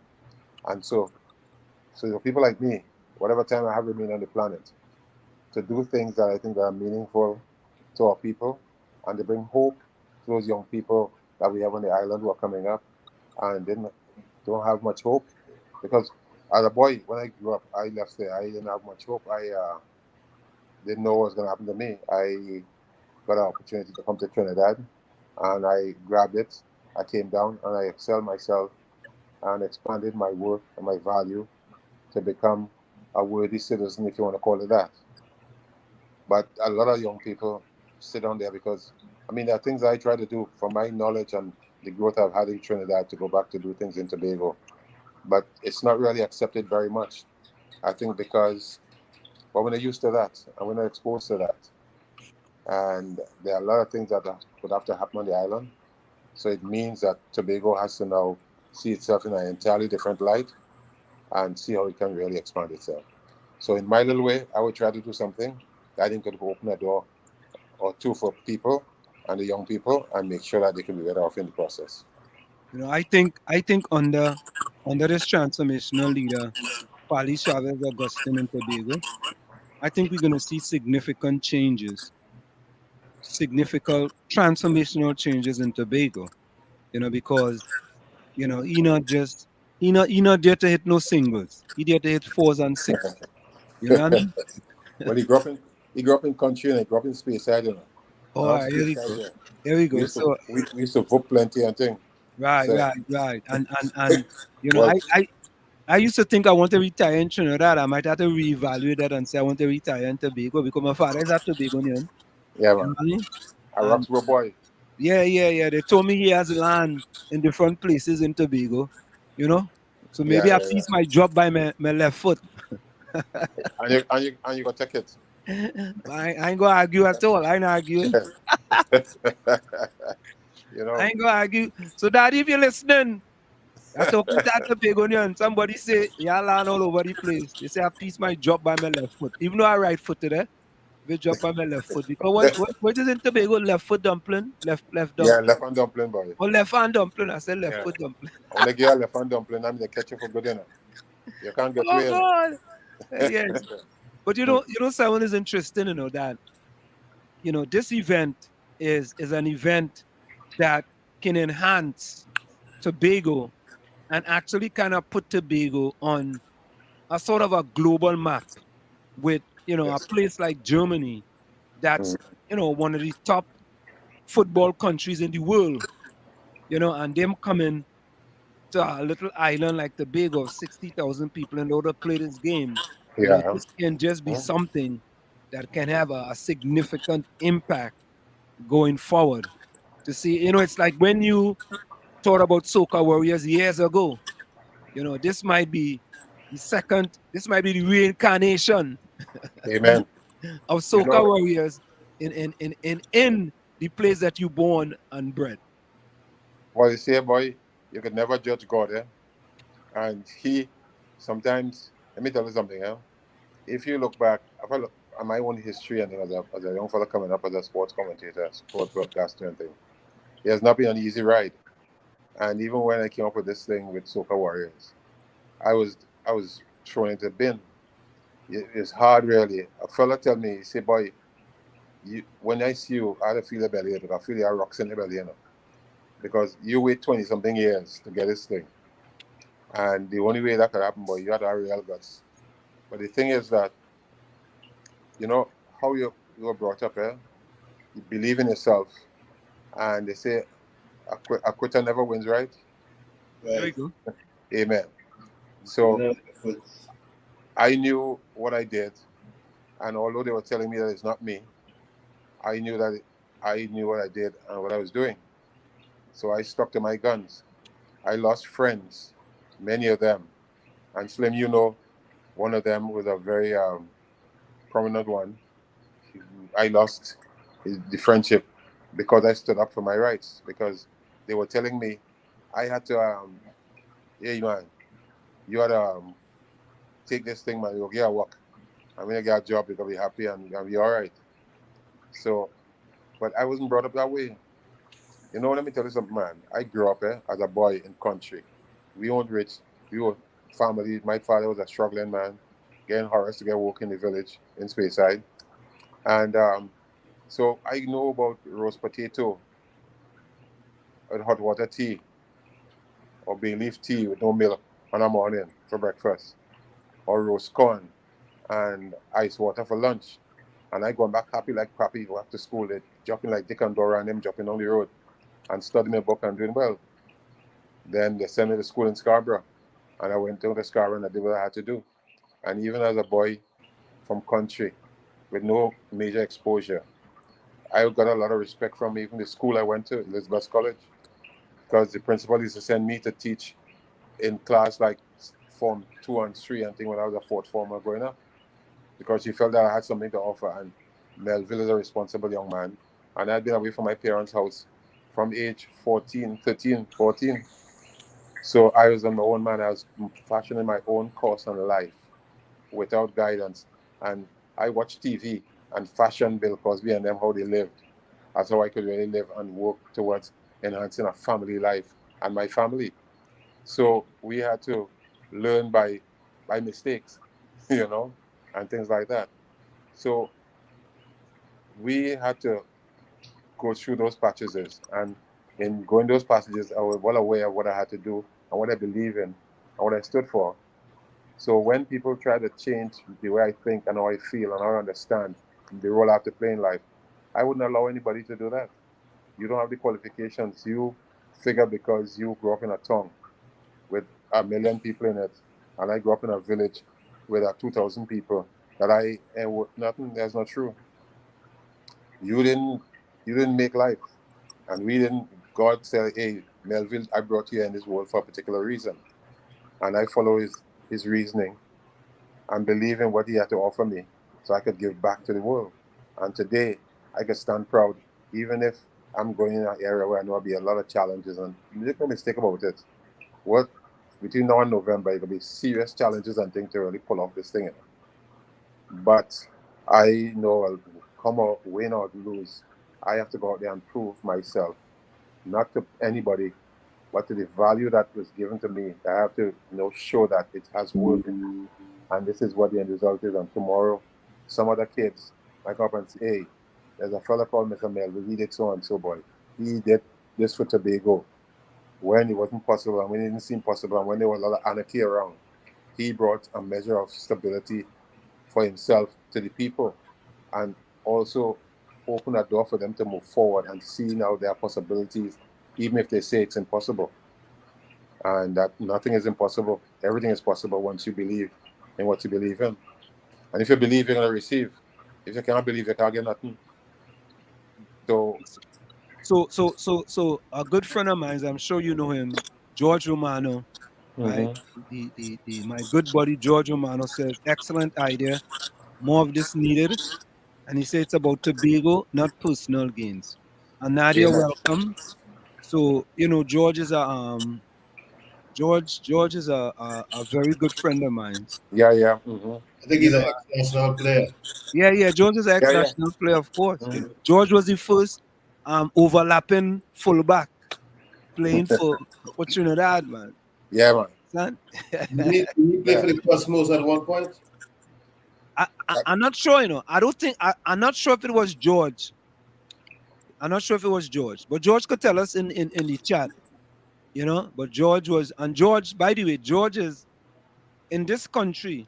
George was what we call a regional coach. Let me say this, Yeah. To be a regional coach in this country is a big deal, We had what's Amazing. called Olympic Development Program, and from the Olympic Development Program, you get to you go to regional. Regional is all different parts of the country, and you'll be a regional coach for different states like Connecticut, New York, New Jersey, and they pick a regional coach.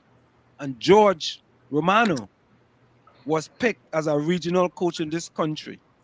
And that's just to tell you how excellent a coach he was. But when he went to Trinidad, it's a different story. You're bright, but you get demoted, Yeah.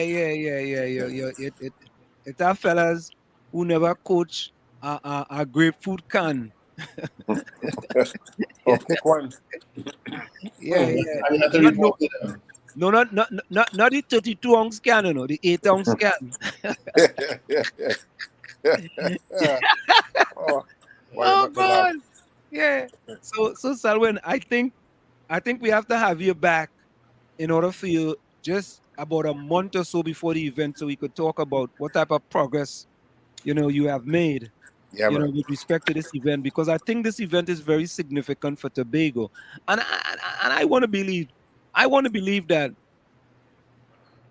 the officials in Tobago will see this as an enhancement to what they're trying to accomplish in Tobago, and the central government, wouldn't see much of it. I mean, I hate to be negative about that, but just because of the way the central government is treating the THA, currently, and I know you don't get yourself involved in politics, but I involve in politics, and I just talk it like it is.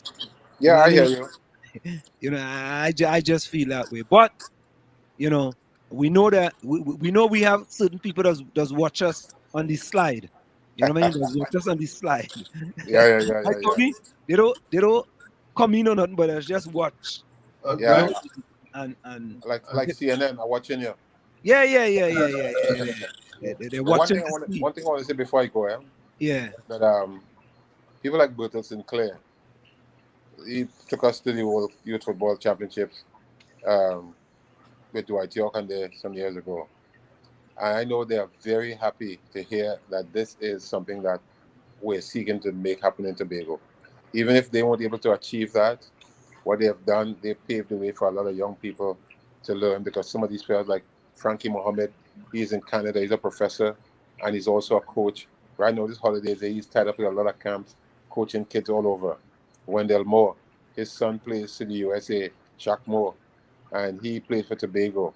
And these are all these players who have done well and have been coached well. Now, very happy to see, people want to do this for Tobago. And they are now rooting for this to ensure that nothing comes in the way of making this happen. And that's why I have to commend the Football Association in Tobago for coming in line and seeing the possibilities for this and how it can work out for all of us in the future, Tobago overall. And it's in Selby Melville. This is about being Tobagonian, and I love where I come from. I still talk the way I'm supposed to talk, like a Tobagonian, but my heart and soul is in Tobago, and I have to give back to our people.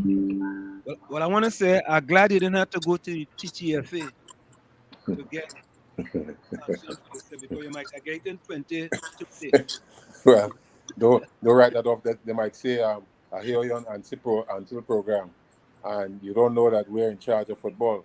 So you and Slim talk, and it so happen we got blank here. Yeah, you went on that fella program. You ain't supposed to go on Yeah. that program. You know what I mean? And the minister of sports might be listening and tell him to go on that program. Let him come Right. and ask him any question. I just go and talk chaos on the program and things. So Yeah. He took all kind of things.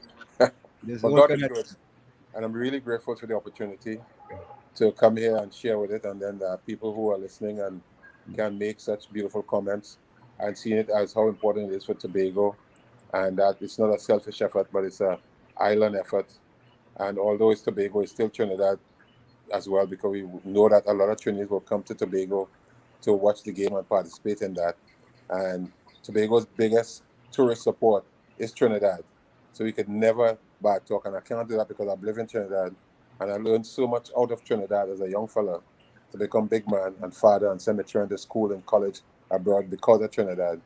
So we have to be good, but it's just that we have to better understand that we can't keep Tobago as a bastard child, but it's a proper child, the child that deserves much more than we're offering, and we should start thinking differently and make it worthwhile for what Tobago has to receive. So it's a pleasure, man. Thank you so much for joining us.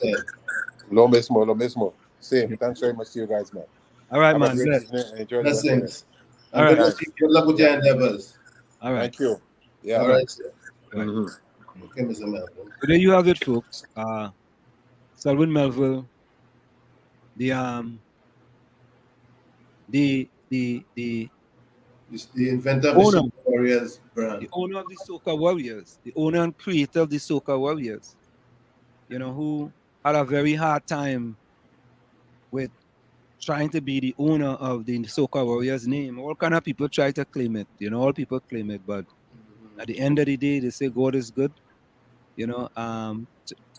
Nadia is telling me that Tikisha was in first. Tommy, that's your responsibility. I stay out of that. Guess what? What we saw is what we saw, but something may have gone wrong. Yeah, I don't know what you do, Tommy. I didn't restart it. I dealt with it as it was. I don't know what happened. But folks, today is the anniversary of the coup in Trinidad and Tobago. And there have been, first of all, I want people to understand that it was a coup.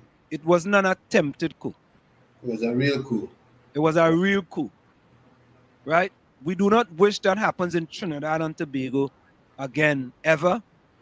But the way things are going in Trinidad and Tobago today, you never know. You just don't know. Right? Every day is something different. Anyway, listen, we don't want nobody to say that we are inciting anything. So yeah, we're not inciting anything, but in Trinidad and Tobago, anything is possible. I mean, we had the Prime Minister on a radio program today calling Jack Warner a what? What did he say? He's a what? He's a some kind of name he called him. But Jack Warner has never been convicted of any corruption in Trinidad and Tobago. Tommy, did I miss something? Is that inaccurate? No, he has never been convicted in Trinidad and Tobago for any crime, or has he been accused of committing any crime in Trinidad and Tobago?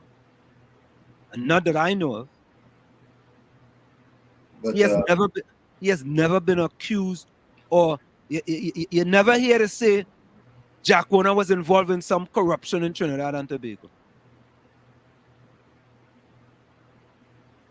That had to do with the government of Trinidad and Tobago, or had to do with something to deal with Trinidad and Tobago.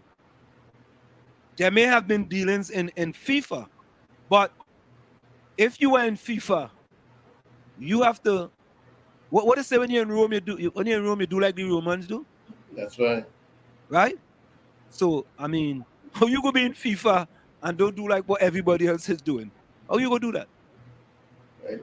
There will be no conversation if we're speaking two different languages. Correct is right. Right? You ever sometimes when you go to, like I went to France one time, I tried to speak English to them people, and they tell me, what? You no English. No English. When you're in Rome, you have to do like the Romans do. So listen, you may not like Jack. You may say all kind of thing about Jack. But have Jack been ever convicted of anything?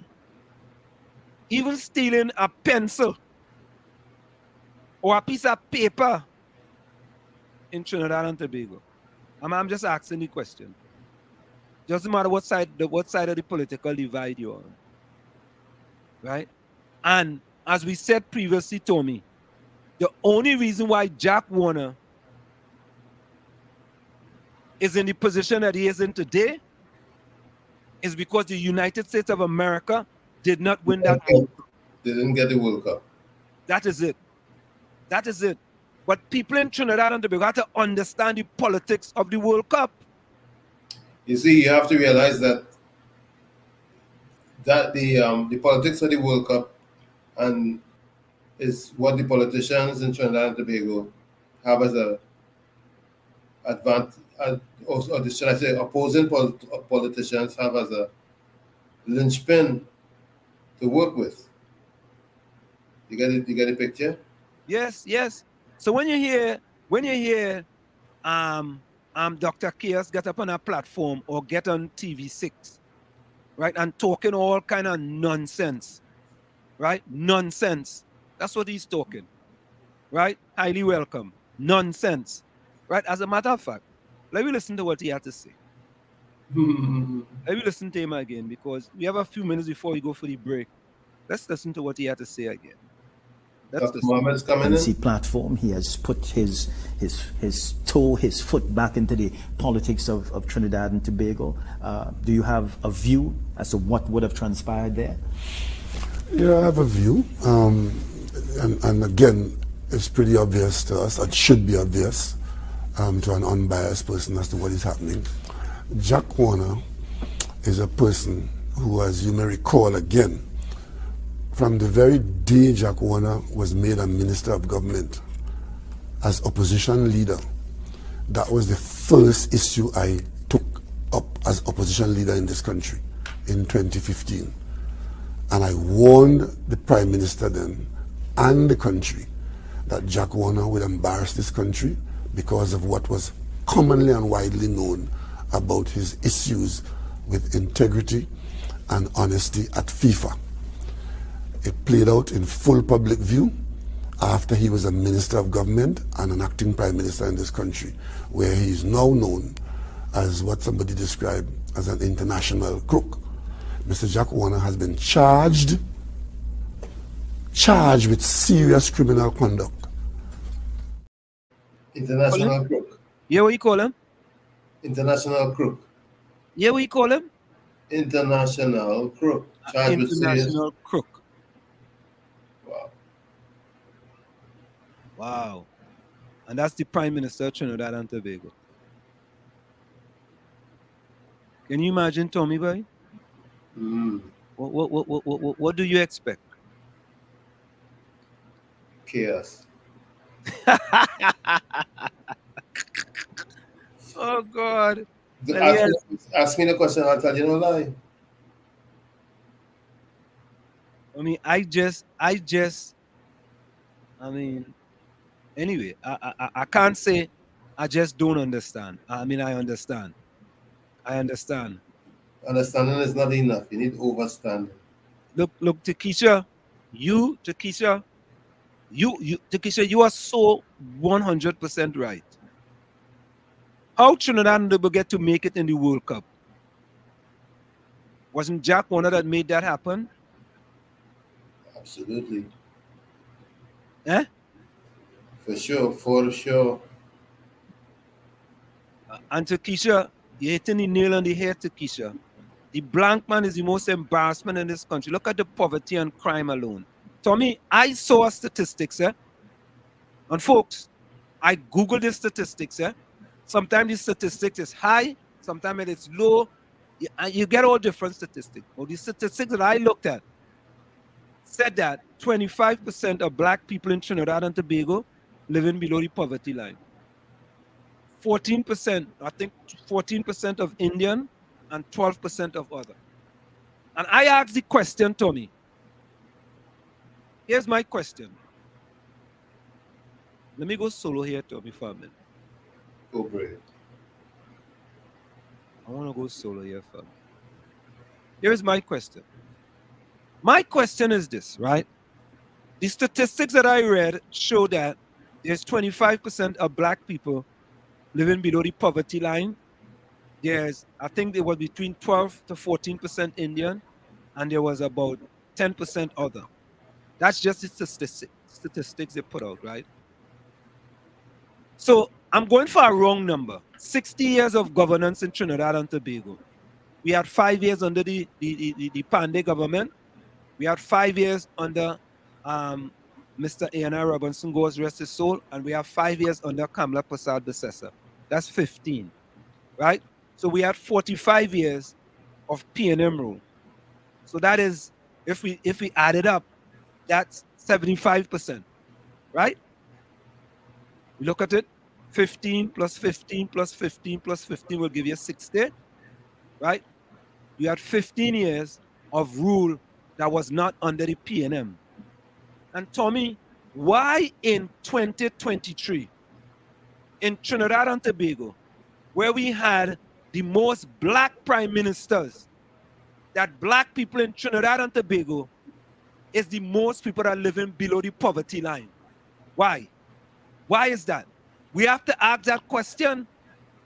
Well, we have to ask that question. People may not like it. You may not like it, but you must ask that question. And not only that, but you have to ask the Prime Minister of Trinidad and Tobago, Dr. Keith Christopher Rowley, what are you doing in order to improve the lives of the people, the most of the people that are living below the poverty level? What are you doing? You've been Prime Minister for 8 years. Has the poverty line, has the poverty level for these people, have there been less black people living below the poverty line? Or has it been increasing? That is a big question we need to ask. Because the PNM have been in power the longest in Trinidad and Tobago. And you cannot tell me, with all these black prime ministers that's been passing through Trinidad and Tobago, right?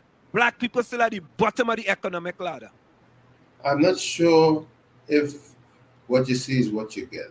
Because I think that you have to believe nothing that you hear and 10% of what you see. When we, so me hold that thought right there. When we come back, I want you to expand on that a little bit. I want you to help me expand on that a little bit. So folks, it's in the village to the DAT Triplets and WZYE. Stick and stay. We're going to go for a short station identification. It's in the village with the DAT Triplets and WZYE 95.9 FM. We'll be right back after this. You're listening to WZYE 95.9 FM. You are listening to WZYE 95.9 FM, the most influential name in Caribbean radio in the tri-state area. Broadcasting from East Orange, New Jersey, the most influential name in Caribbean radio, WZYE 95.9 FM. I think there are two ways in which people are controlled. First of all, frighten people, and secondly, demoralize them. An educated, healthy, and confident nation is harder to govern. And I think there's an element in the thinking of some people. We don't want people to be educated, healthy, and confident because they would get out of control. The top 1% of the world's population own 80% of the world's wealth. It's incredible that people put up with it, but they're poor, they're demoralized, they're frightened, and therefore they think perhaps the safest thing to do is take orders and hope for the best.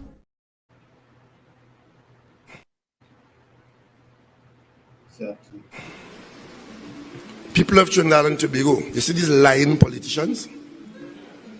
It's a disease. The government is not closing down Petro-Trin.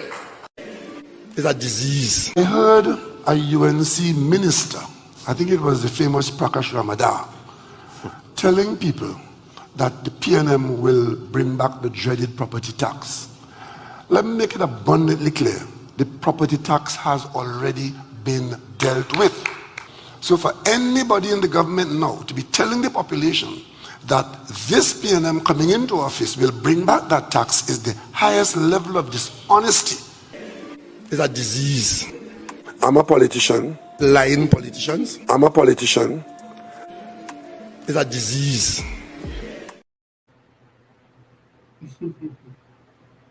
Well, you've already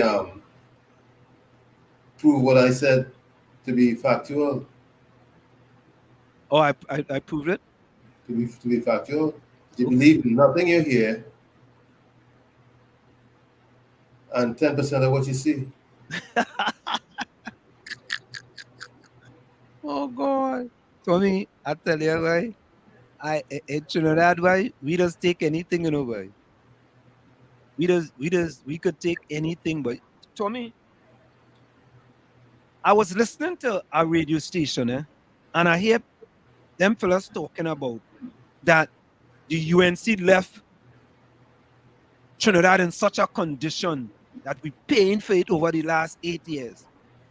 And I did a quick maths, I said, so let's say we had an average of 60 billion. Let's say the budget, an average for the budget over the past 8 years have been 60 billion. Average, right? 60 billion. Right? And it's been 8 years. So that's 480 billion. That's close to $500 billion, Mm-hmm. Right? Close to $500 billion. For me, you think the people of Trinidad and Tobago got service? I know they had to pay salaries, that are allocated here, they had to do this. You think the people benefited in a 10% way with $500 billion in Trinidad and Tobago? Some people benefited. No, I'm just talking about 50.01%. Definitely not 50.01%. Well, I just going a little bit above half. It's a little bit about half. Or let me say, what would I say, 1.4? Let me say 700,000 and one person. You think so, Tommy? Not. With $480 billion? I think not. And they want to blame the UNC, Tommy? They was in power for 5 years? But wasn't the, you may have the recording, make the rich richer and it will trickle down? Oh, yeah. Let me see if I find that one. I just say, let me look for that. Let me look for that one. I want to look for that one. Let me see if I could find that one. Yeah. Yeah, Tommy. It is. Let me see. How I go with that? Let me see if I just situate that rich. Like David always say, people have to think. Here we go. He said, all that I ask is that you think. And David Mohammed say that all the time. That you think. Well, that is so cliched. Hold on, I'm not really trying to interfere with the bridge between the rich and the poor because there's nothing wrong with the rich getting richer. Hold on, Tommy. The poor must come out of poverty. Right? Well, that's kind of bridging the gap, you know? That is the equation. It's not a seesaw where one has to go down for the other one to come up. You have to find a way that you encourage the rich to get richer because in getting richer, they create opportunities for the poor. All right, Tom, let me see if I can play this. And of course, if one wants to take advantage of folks, opportunities I'm trying that to are get available, this thing here. one has to prepare oneself, right? To make sacrifice, to make the effort, because out of effort will come reward. So it's not a simple up and down situation. It is that you have a target of ensuring that no one is left behind and that there's opportunity for everyone to move up. One of the things. Okay, I gotta get it. But I get it for you, Tommy. I gotta get it. I have it. But I gotta get it. So, Tommy, I think you are absolutely correct. Let me see something here. Downloads. Let me see. How far will I go for that, boy? So am I politically incorrect and absolutely correct? Oh, Tommy, you are absolutely correct. Okay, if you say so, sir. Okay, here we go. 9/29/22. Hold on, eh? Yeah. Where, Tommy, while I try to get this, 9/29/22. Because I think this is very important, Tommy. You have 9/29/22. You have inspired me, Tommy, to go look for it. So since you have inspired me to go look for it, I decided I want to go look for it. Because, you know, Tommy, it is sad. Here we go. Here we go. Should be right there.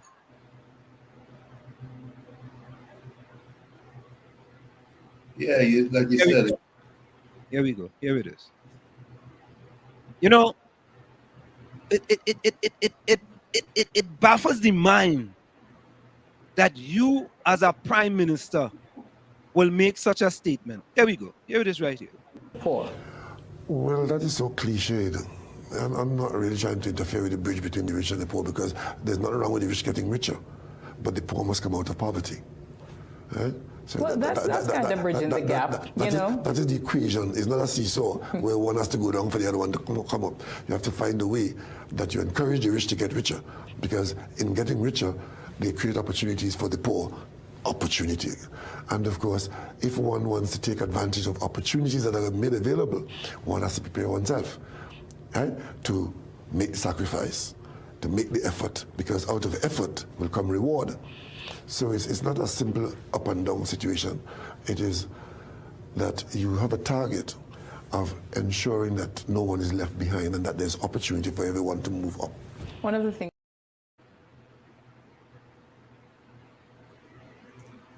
Trickle down. That's what you call that. Does that work? Oh boy, we know about that in America very well. You know, but Tommy, just the idea that the man said it. He said it. You know, just the idea that he actually and it wasn't like that's not what I meant. Right? Well, He have no problem with making the rich richer so they can help the poor to create opportunities. do you think he thinks about what he says sometimes? Yeah. Some of the things he say to create chaos. He thinks about it in order that he can create chaos with the statement that he's making.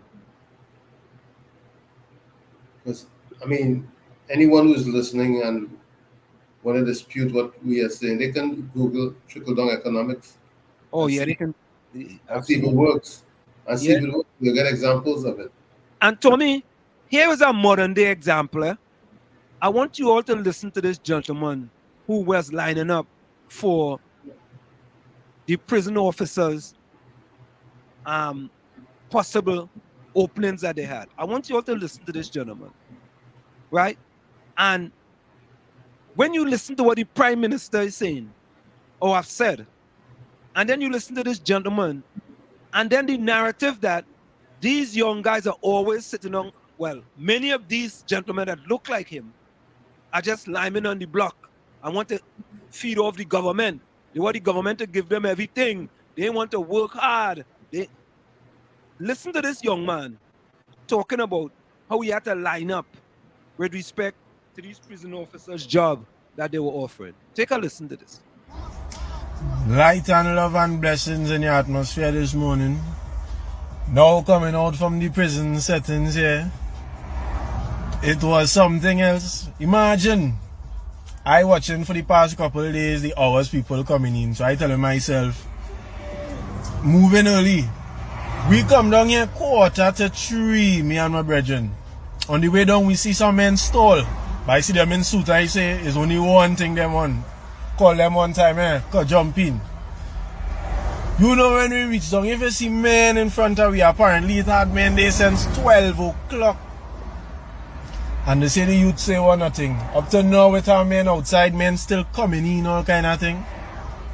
It's amazing, you know. But I like it. It's just showing that, you know, men really and truly seeing the hardness out there and everybody fighting. And personally, I had to say this, I don't like to get political and thing, but the government should really try to relocate funds and allocate funds into these things, women trying to do things. And that will really, really, really eradicate crime. Because I'm watching some of the men there, you see men with nice little clothes. It has some men, not so nice now, boy. Not to bring down anybody, but you could tell that some men scrape up to come here. You could tell that it has some men. I sure everybody know a man who might be on his last right now. He might be his last little 20, he might be borrowed to come out here. Yeah, the place hot. To fight up. Only for them to take how much ever. Out of the same Monday alone had 1,500 men. I sure it's not even 1,500 officers they're hiring. You understand? So, yeah, the government really had to try to allocate funds into these things and more funding so they could hire more people, boy. For real, for real. And in, just not just this, but other government places now, boy. Where people could get work and thing out there, because we fighting hard, and the youths want things. And for the men who, they the last and they may get through. Who knows what gonna be the last resort, boy. And you know, on top of that, the worst thing, they had some of the prisoners who come out to help stack up the chairs and whatever, and I see one of my brethren, you know. I feel a riff, boy, because the man younger than me, boy. The man younger than me, boy, and the man inside, you know. I gotta talk to him to ask him, you know, like, what's the situation, but it just hurt me to see him in that prison close, boy. Betterness, you know. Light and love and blessings to everybody. So we talking about 12 midnight or 12 midday? We're talking about 3 a.m. or 3 p.m.? 3 a.m. Yeah, that's what I'm thinking. A.m. Wow. And people was already there 11:30 at night waiting. That's desperation. And then people that say them fellas want to sit down on the block. All they want to do is sit down on the block and lime and hang out. Guys in the minority. Not only that, but how many opportunities do they really have? That's the correct is right, Tommy. We rather spend $500 million on the Red House. $500 million on the Red House. Nobody's saying that they can't get the halls of power straight, but they have to focus also on what is critical and the development of the young people. Tommy, I did some research today, and what is the poverty line in Trinidad and Tobago? The poverty line is the minimum income level necessary for a household to meet its basic needs in Trinidad and Tobago. The poverty line is calculated using a variety of factors, including the cost of food, housing, transportation, and other essential goods and services. Tommy, no, I ain't going to ask you to guess. The poverty line in Trinidad and Tobago is adjusted annually to reflect changes in the cost of living. Listen to this now. In 2023, the poverty line for a household of one adult is TT $1,230 per month. Let me repeat that. In 2023, the poverty line for a household of one adult is TT $1,230 per month. This means that a household of one adult living on less than $1,230 per month is considered to be living below the poverty line. Right? You tell me 1,500, you're not below the poverty line? No, you're not below the poverty line. How are you able to pay rent and buy food with $1,500 a month? Well, Tommy, they made a calculation, and it's based on a calculation. Right? And that's just how it is. Right? Yes, if you're making $1,500, you are considered to be living above the poverty line. Tommy, what does CPEP pay fortnight? What's a CPEP fortnight? Someone in the chat needs to enlighten us on that. What is a CPEP? What does CPEP pay fortnight? So here are some factors that contribute to poverty in Trinidad and Tobago. Low wages. The average wage in Trinidad and Tobago is relatively low, which makes it difficult for people to make ends meet. 2, high unemployment. The unemployment rate in Trinidad and Tobago is relatively high, which means there are many people who are unable to find work. 3, inadequate social safety net. The social safety net in Trinidad and Tobago is not as comprehensive as it could be, which means there are many people who do not have access to support they need to escape poverty. And 4, gender inequality. Women are more likely to live in poverty than men in Trinidad and Tobago.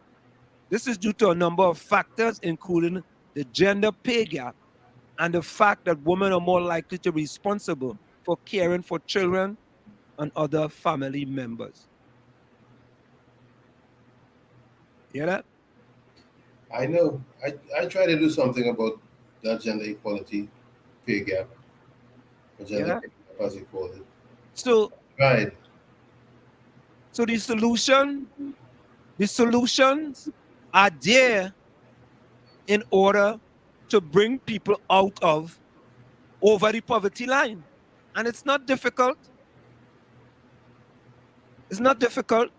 But Tommy, I want to ask the next question. Let me get to the chat first. And I'm going is topic after topic after topic after topic. I just want to let me read the chat before I go.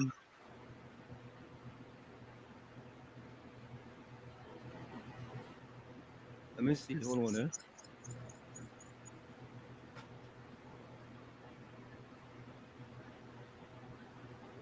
on. Hailey says, Judy says, this our Wajang don't know the definition of the word integrity. Because he didn't get hold of looting the treasure doesn't mean he's not a crook.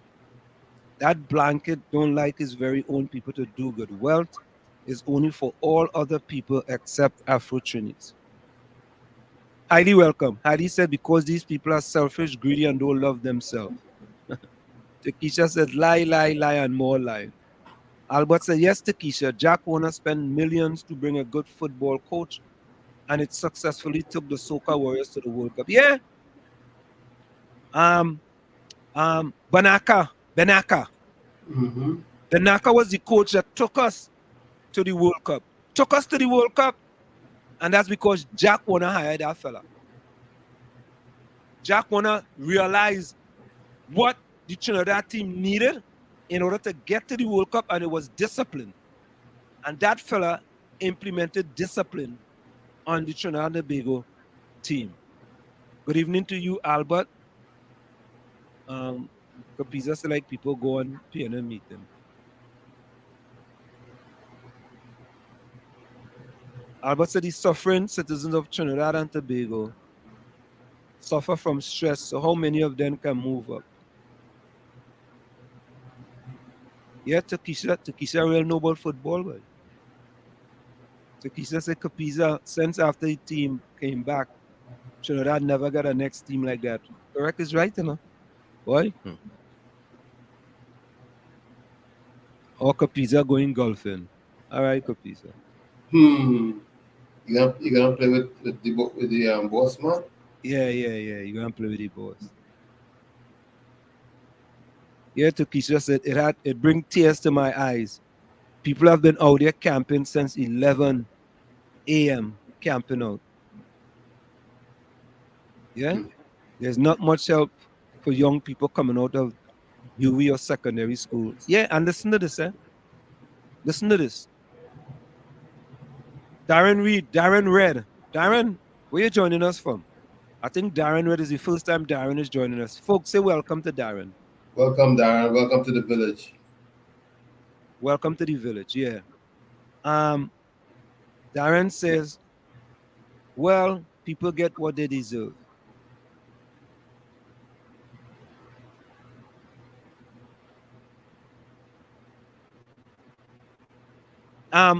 Capiza, there's some truth to that, though.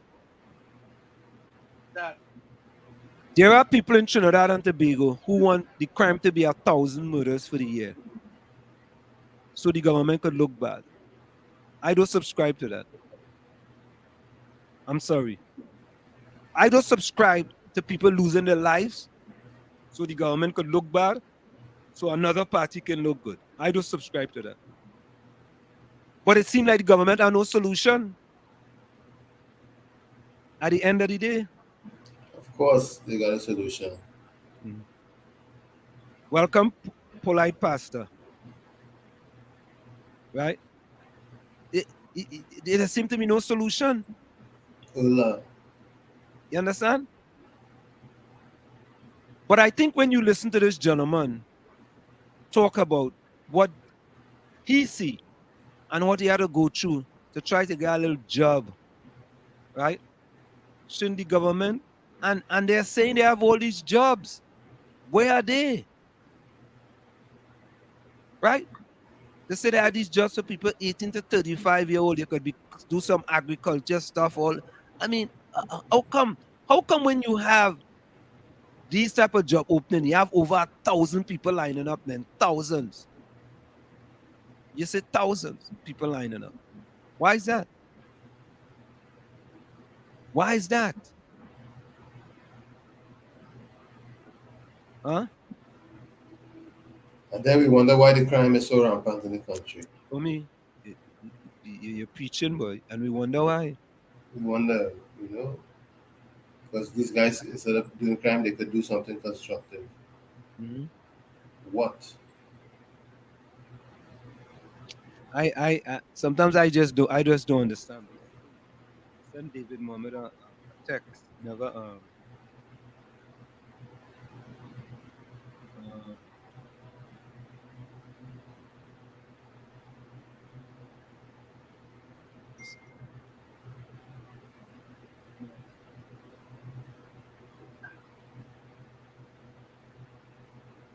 all right, you know what I'm saying. But Tommy, here is another video, right? Of before we do that, I wanna say that we didn't get the chance to do this last on Tuesday, but we just talked about it a little bit, but I think this is an important positive celebration for Trinidad and Tobago, right? It's official. August 11th has been declared as World Steel Pan Day. This as the United Nations adopted a draft resolution today at the 92nd plenary meeting for it to be annually observed on the UN's calendar. Minister of Tourism, Culture and the Arts, Randall Mitchell, spoke at a UN sitting in New York on Monday where he shared key details about the national instrument. Mahala Joseph Wharton has more. The sweet sounds of the steel pan can be enjoyed in any setting, but the steel pan represents more than just its musical versatility, according to the Minister of Tourism, Culture and the Arts, Randall Mitchell.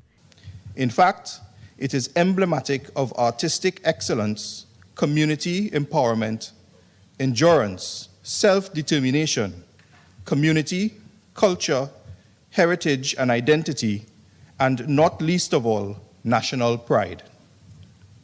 Not surprisingly, the rhythmic tones and dance-enticing energy of steel pan music saw it adopted and replicated throughout the Caribbean, making it a common offering at tourist resorts and even at most remote getaways in the Caribbean. He said the steel pan industry is far-reaching and is heavily dependent on the integration of a variety of sectors, such as tourism, culture, trade, and education. Steel bands have gained prominence in more than 40 states in almost every corner of the globe, with steel band competitions similar to Panorama now occurring in many countries across North America, Europe, and of course, the Caribbean. PAN's governing body, Pan Trinbago, has been working since 2019 to have August 11th declared World Steel Pan Day. In September of 2022, Cabinet approved the approach to the United Nations for World Steel Pan Day to be placed on the United Nations calendar of World International Days. August is celebrated as Steel Pan Month in commemoration of the steel pan being declared Trinidad and Tobago's national instrument. Pan Trinbago has scheduled a parade through the streets for Friday, August 11th, 2023, the first observance of World Steel Pan Day. Mahalia Joseph Wharton, TDT News. Oh yeah, something to feel good about. Yep. I mean, we should be way more far advanced than we are as far as the steel plant is concerned. You know, I think other countries are way advanced than us when we talk about the steel plant. Actually, there are countries that are benefiting far much more from the steel plant than we do. Yeah, absolutely. Way more people. You understand? We should be exporting. Darren says there's only one solution to vote the our government out of office. No, Darren, you can say the RPNM. It's okay. But not just the R. Say RPNM. That's better. Kapiza, you remind me of something. Am I going to emancipation in Trinidad? I want to bring something to your attention. And Tommy, I want to ask you the question as well. Ask me the question. I want to ask you this question, but let me put up. You want to know if I'm going emancipation? Yes, is the answer. What's that? I'm going emancipation. Yes. Go ahead. Answer the question already. No, I don't think. Watch this, right? We have the Ashanti king coming to Trinidad for emancipation, right? Mm-hmm. What they did, and we can't stop them from doing that, they made it into a kind of totem. You could pay and you could come with them as they come to Trinidad. So, but Tommy, here's my problem, eh? Let me move that off the screen. There is about a set of vendors up in the savannah. They are being displaced because the Ashanti king and them, for the week that they're going to be there also, they have to move the vendors. They're moving the vendors. And my simple question is this. How does the people of Trinidad and Tobago benefit from the Ashanti king coming to Trinidad?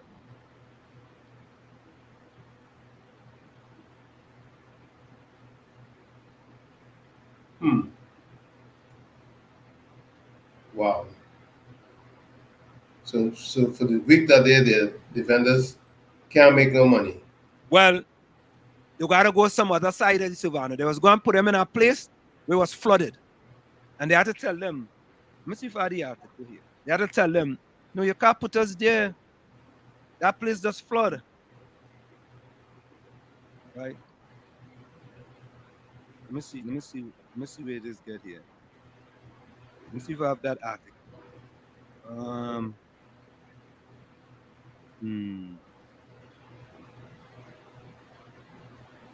No.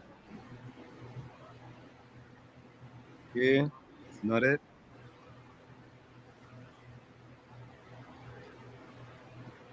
I don't know what I did with that article.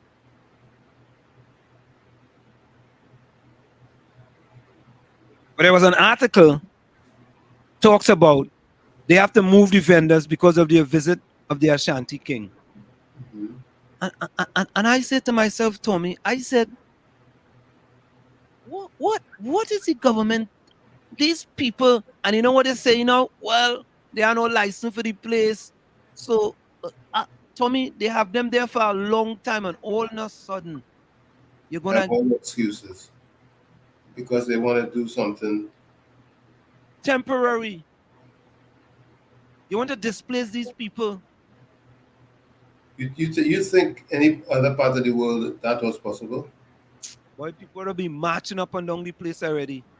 As a matter of fact, let me show you what happened in Israel. Oh yes. Let me see. Let me hold it here. Okay. Let me see what happened here. He's trying to take the powers away from the Supreme Court. Let me show you what happened in Israel. And this is how them people does be. Right, not like us. We famous tagline is what we gonna do. Is it, Tommy? Yeah, what we gonna do? What we gonna do? And then it might get to, but we like it so. We free. We free. If you're spending over 50. You like it so we free. Yep. So, folks, I want you all to I want to show you all what happened in Israel, and sometimes you wonder if we in Trinidad and Tobago. Well, we discussed that ad nauseum about the kind of people that we are in Trinidad and Tobago, and we allow certain things to happen. This is what happened in Israel. Take a look at this. Hold on.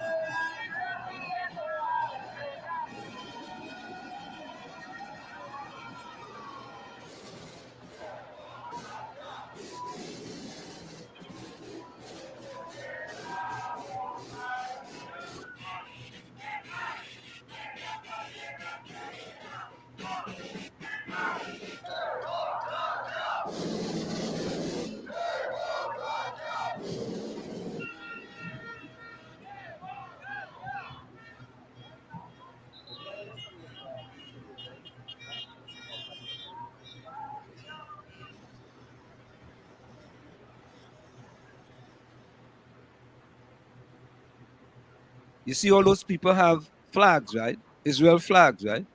Right, national flags. National flags. You see? Those people have national flags. Okay?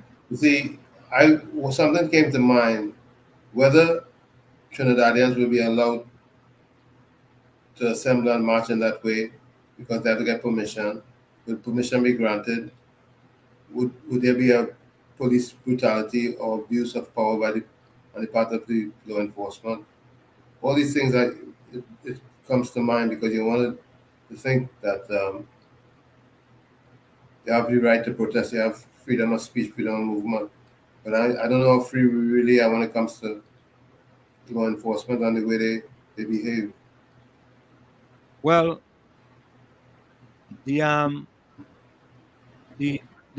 commissioner of police put out something with respect to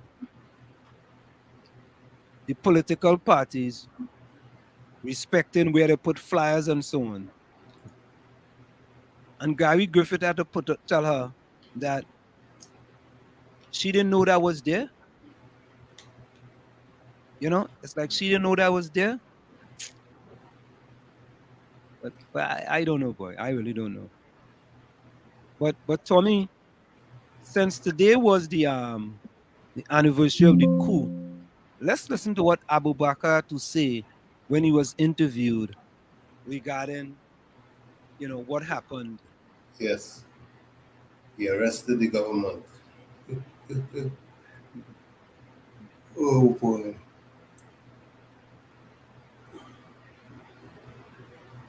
So folks, we're gonna take a listen. This was Vice News coming to Trinidad and doing a report with Abu Bakr. Let's take a listen.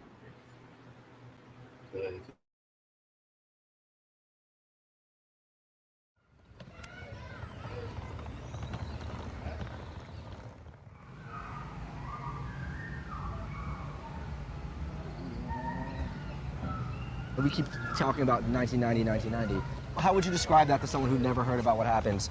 We were cleaning up the drug trade, right? And, excuse me. And the government ministers was found in the airport by a woman police officer with all these drugs. I mean, I'm not talking about 10 kilos, a substantial amount of drugs. These ministers, right? And she came to us and told us that the government is planning to kill her. So I said, well, why would the government kill you? She was working with the narco section in the airport, of course in plain clothes, not in uniform, and stumbled onto them with all this cocaine. So then she tried to get this matter addressed by the commissioner of police and everybody, and nobody wanted to take her and say, you crazy. This is the Attorney General, the Minister of National Security, the advisor, and the Major Thompson from the Army, and this is ridiculous. We can't report these people. And then finally she came to us. 4 days after she came to me and complained about this matter, they created a mock battle at Chagaramas. And she was sitting in a bus, and one of the police officers in the bus shot her in her head and killed her. 4 days before they killed her, she came to me and told me the people who were in the VIP room, the people I just called and told you. So after I exposed that, then they unleashed the state machinery on me and occupied my land, and then every Friday I couldn't have any peaceful prayer. They would destroy the things until finally it come to the court and I arrested them and charged them for the murder, and that's the coup. That was what the coup was about. We arrested them. They said it was wrong and we could make this a settlement, and so they wrote an amnesty. They betrayed it, but after 2 years it went to the Privy Council and then we were let up. After 1990, the authorities destroyed everything while we were in prison. They bombed all the things, everything. They just destroyed literally everything except the mosque, right? And the man was driving the tractor up to the mosque and it overturned and almost killed him. That's why he didn't destroy the mosque. Since 1990, there's been a lot of scapegoating of you as of some sort of bogeyman for what's sort of happening in Trinidad right now.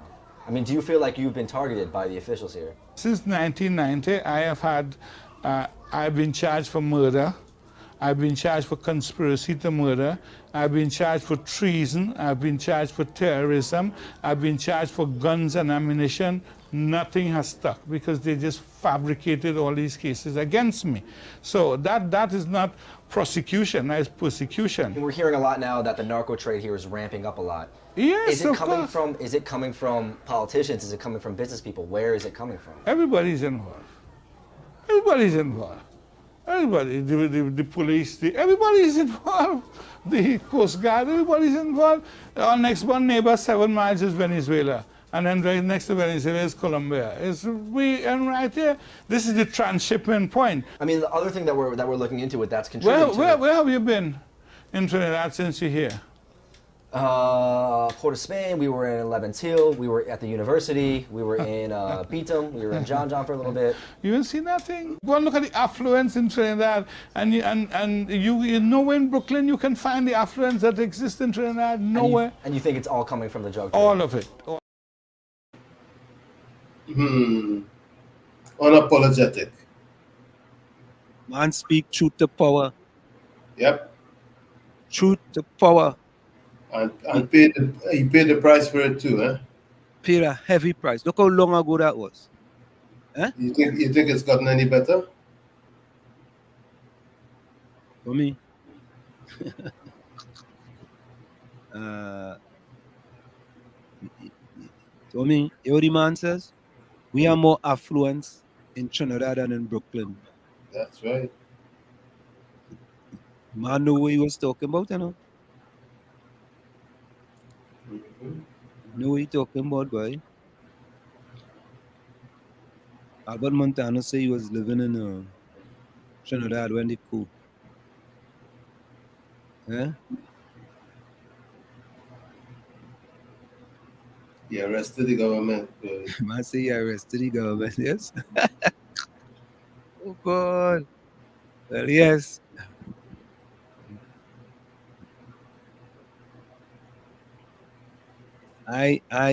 Nadia, I would like to answer your question, but I can't answer it unless Tommy could answer it. Oh, she had a funeral to go to. You didn't see that post, answer? In the chat? She had in our chat. She had posted No, I didn't see it. Yeah, she had. Let me look and I didn't stepfather or somebody.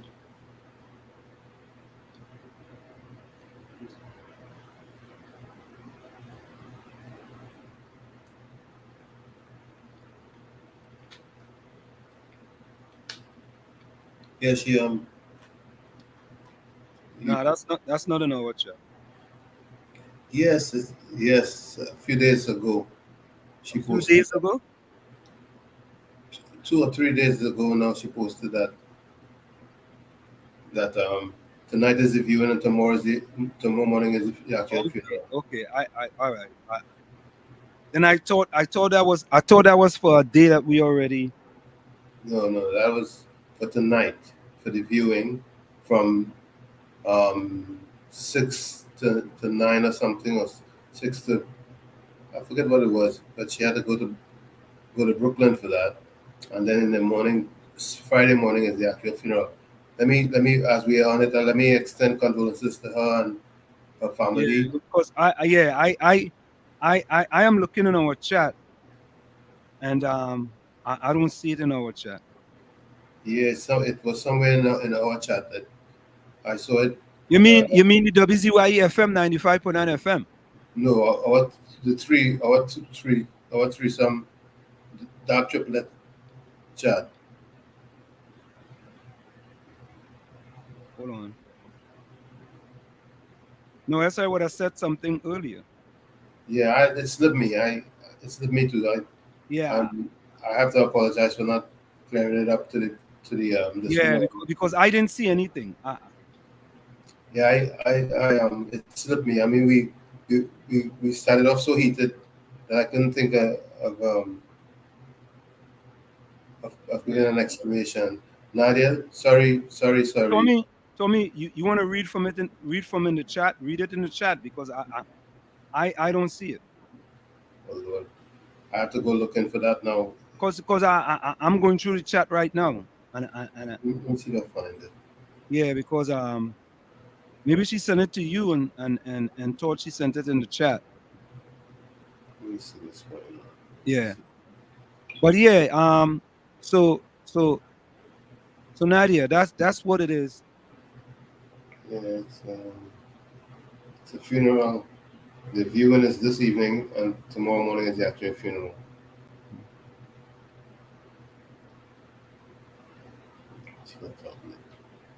Okay, so there we have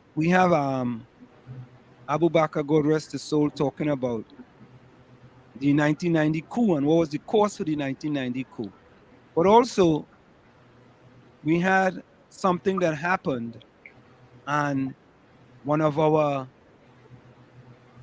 icons of football, our goalkeeper for the 2006 World Cup team, he was doing a commentary of a game and he collapsed. And he survived and he's back well. And he posted a video on his social media page, or ESPN posted it. That was awkward. What a 24 hours this has been. Listen, every so often life gives you a moment to pause, and this was mine. There's so much I have to be thankful for. My wife, kids, family, loved ones, friends, people I've shared a space with over the years and have lost touch with for whatever reason, and I've reached out either directly or indirectly.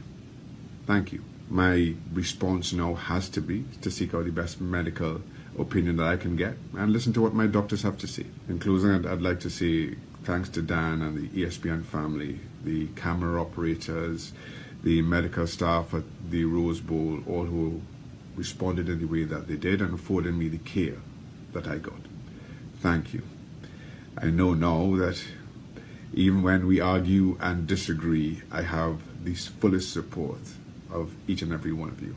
I'm looking forward to getting back doing what I enjoy doing most. See you in a bit. That's Shaka Hislop? Yeah. Wow. Yeah, he had collapsed. He was doing a game and he collapsed, and he's back and everything is fine. It was a kind of a sad scene. Look at what happened with Bronny. Say that again, Tommy. What happened to? With LeBron Jr. I didn't see something happened with him too. He had a cardiac arrest also. Oh, I missed that one. I didn't see that. Yeah. Wow. Bronny, yeah. Yeah, you want who's supposed to go to USC? Yep. Oh wow, man. It's at USC it happened. Or at USC? I ain't seen this thing from Diana, and I know it was in the chat. But that's what I'm telling you. I didn't see it in there either. Because if I see it, I would have said something about it. I read it. I hope she didn't delete it, but it was in our personal chat. Yeah, because if it was with 3 of us. But folks, we want to bring you, here is Twiggy. You know Twiggy. Twiggy is very different. Here's Twiggy on some happenings lately. Okay, what did I do there? I guess I deleted that. I wasn't supposed to do that. I deleted it. Here we come back here. So here's Twiggy talking about, you know, at least I gotta admit though, Twiggy kind of keeps it real, you know. Twiggy keeps it real. You may not like her, but she keeps it real. Here's Nobody. Twiggy. It's all you from Tobago and all you don't like it. I don't care what nobody say. I just say it as it is. PNM have a set of rejected UNC. A set of tired UNC. First time in history I see PNM opening their arms and telling PNM cost UNC like a dog. UNC cost PNM to tell them all kind of thing, and them is a set of rejected people all you bring in PNM. And studying now, Jack. With Kamala. Who you want Jack to come with? He dragged the thing over by we, you know that'll be a big thing. You know, he dragged the thumb over the only one that never talk about how much flight he had to take, and how much plane ticket he had to buy, and how much this he had to do, and how much. If all you know, all these people have all these things over their head, why all they didn't jail them? Look how much thing all they talking about, still talking about the UNC members. All they gave me a headache is a headache, all they gave me. See, this right now is a headache I get in be wrong. All they still talking about how much thing they have over them, and how much this, and all they can't arrest nobody yet. Who all they coming to Papi show? Where's the last straw they have and all you know?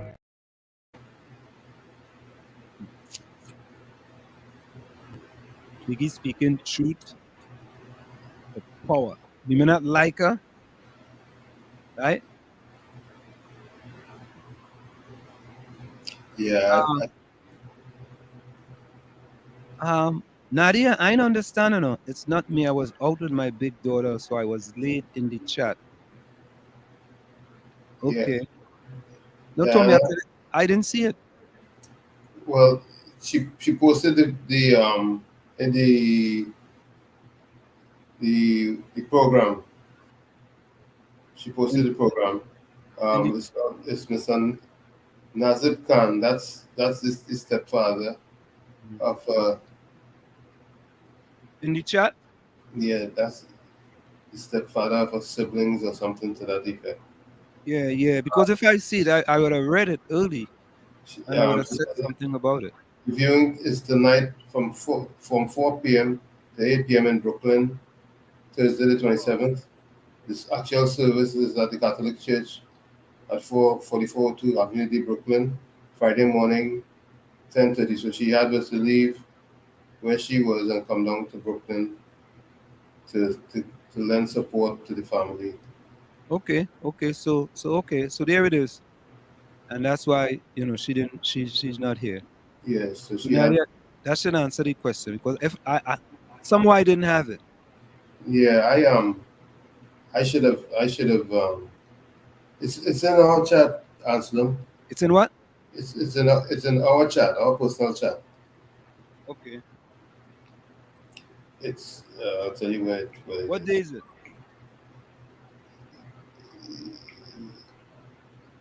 It's on yesterday's chat. She did a voice note right above it. Okay. Hold on. Where you have that LOL. The LOL.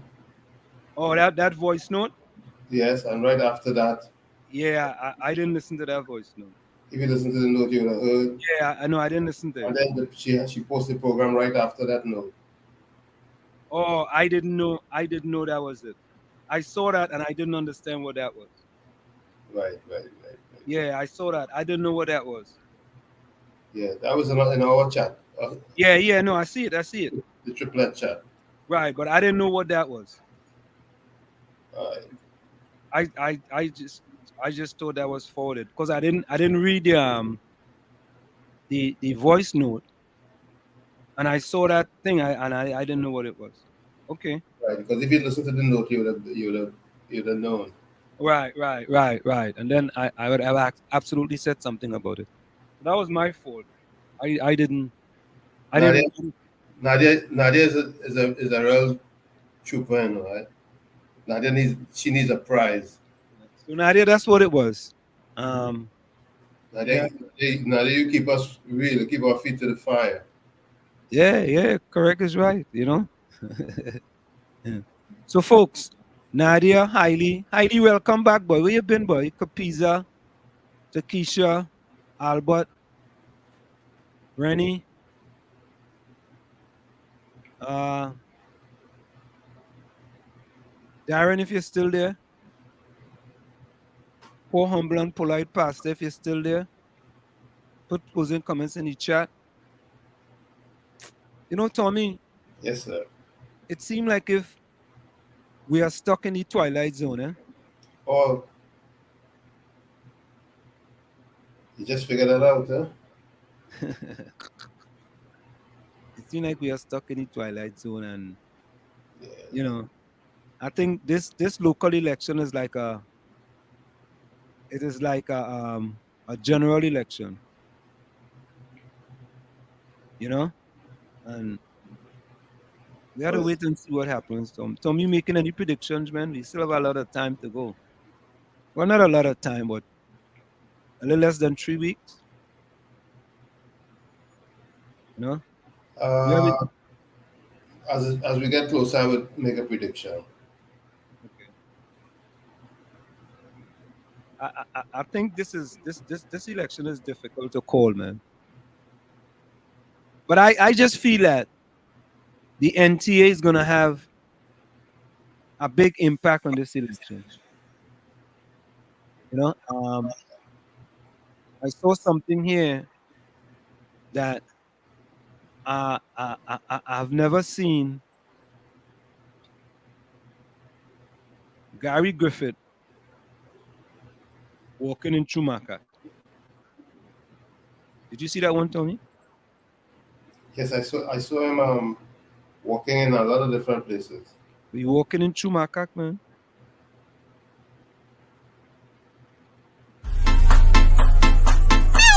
Yeah, baby, you know it's all about NTA. Here we go. Somebody say NTA, NTA, NTA, NTA, NTA, NTA, NTA.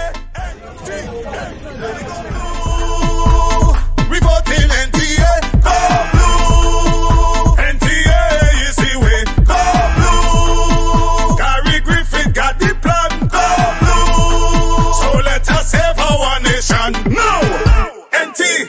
NT, we voting NTA. Voting, we voting NTA. Voting, we voting NTA. Voting, we voting NTA. Listen, we living in fear. Criminals everywhere.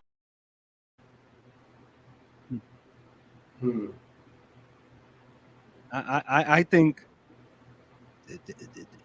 they're moving it like if it's a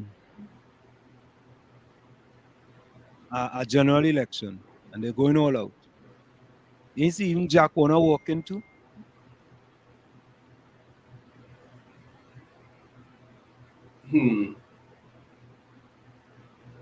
Even Jack Warner walking, man.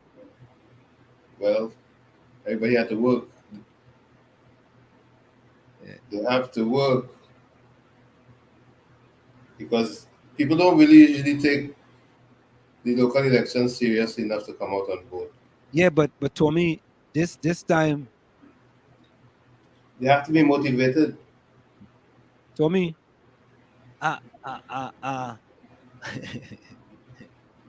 Tommy, you want to tell me that this is a person from in the village? This person here? All right, hold on. Where's that one there? No, hold on, let me see. Hi everyone. Today, we're about to observe a very rarely seen but very dangerous creature. These creatures are not seen for years on end, and many believe that they are extinct. But for a few weeks, they prowl our villages, preying on the unsuspecting. These are called local government election candidates. They attack us in our homes, in our vehicles. Our children are not safe, not even our animals. Previously, we know about two species, the red and the yellow species. But recently, we have noticed blue species and orange species, and there is even a hybrid variety. They are known to congregate at long-standing water reservoirs called potholes. One symptom of contact with these creatures is the vigorous shaking of hands, eventually leading to the cursed stained finger. But we don't have to be victims, because after they prowl, we won't see them again for a very, very long time. Aslam is not a villager. I confirmed that it was not a villager. That's not a villager? No. Okay, there we go. Yeah, man. We thought it might have been a villager, and I reached out to that villager, and he said it was not him, and it is not a villager. So here we go. But that was good satire. Mm-hmm. Trinidadians creative too bad. Capiza want to know who I backing for locals.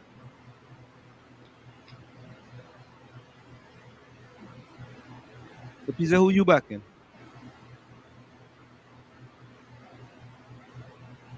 It don't make no sense. I ain't coming to Trinidad. Huh? You're not going to cast a ballot? No, I ain't gonna cast no ballot.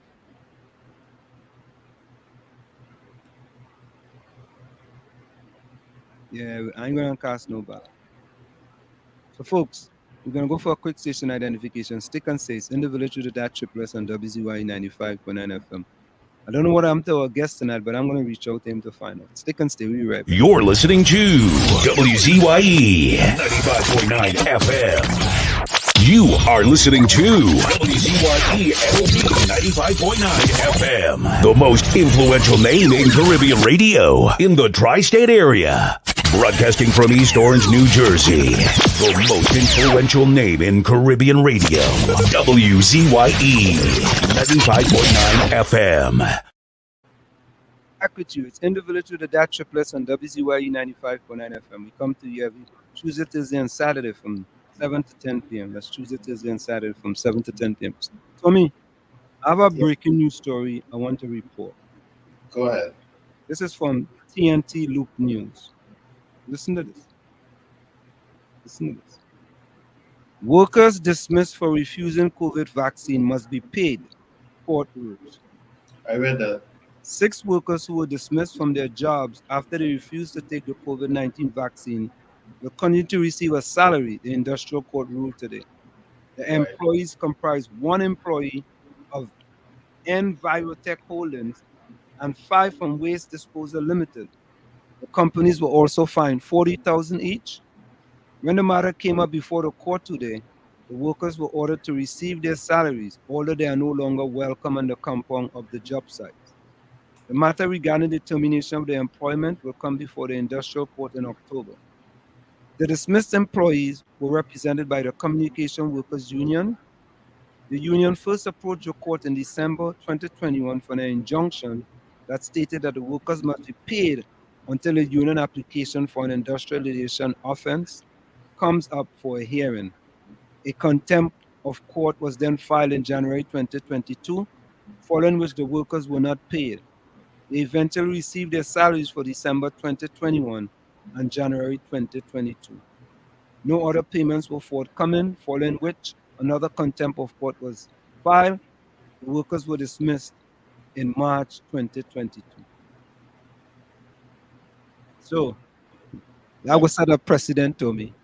Anybody who get let go or was fired because they didn't take the Zugu. Yep. They have to pay the piper. Yep, pay the piper. Pay the piper. Have to pay the piper. You know, let me see. I had something here in my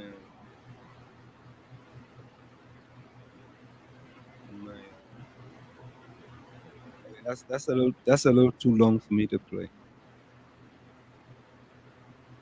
I wanted to play a statement by Wayne Hayes, but I'm gonna play that next time. But anyway, before we go, Farley was in the transformational leader Farley Chavez Augustine was in the news, and he says, Farley, PM doesn't know what he's talking about in suggesting I overstep my bounds. Chief Secretary of the THA House of Assembly, Farley Augustine, says Prime Minister Dr. Keith Rowley does not know what he's talking about by suggesting Augustine overstepped the boundaries of the THA Act at last week's special sitting of the Assembly's legislature. Advising Rowley to reread the THA Act, Farley said on Monday night, I will advise the minority leader to give him a copy of the standing orders of the THA, and you will see that it is proper and in order. So he needs to read the act again. If he reads the act, he will see in section 70 of the act, that's what I read.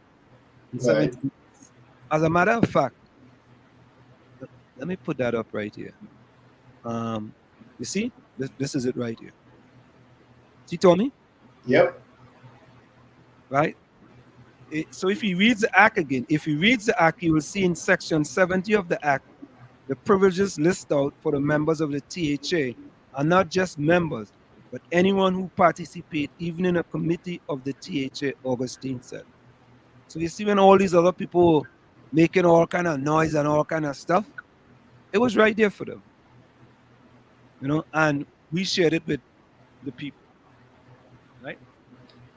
So folks, again, it's always a pleasure. You know, we're going to try to get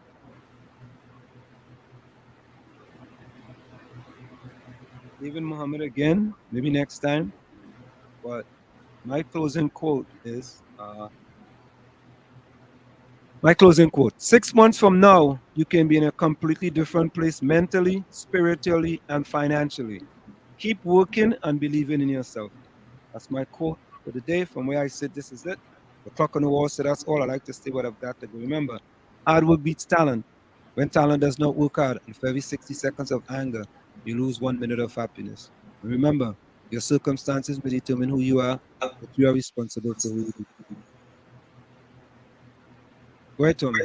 My first one is from Lyndon B. Johnson. That was one of our presidents in the United States. He said, being president is like being a jackass in a hailstorm. There's nothing to do but to stand there and take it. I always say, you have to become the change that you want and you need and you believe that is needed. As I say every time, the change begins with the man in the mirror. That's you. However, when you look into that mirror, if you don't like what you see, don't blame the mirror. Of course, do not look down on a person unless you're giving them a handout. Love you all. Be safe. See you next session. Good night. Thank you, Tony. You're welcome.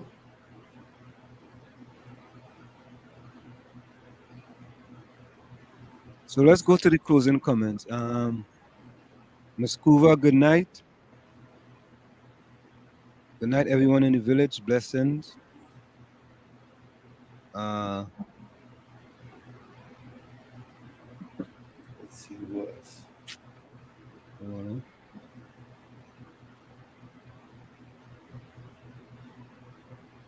Albert Montano says, tonight contribution by the guests was encouraging because there are still people interested in seeing Tobago improvements. I hope more people will assist to make things happen.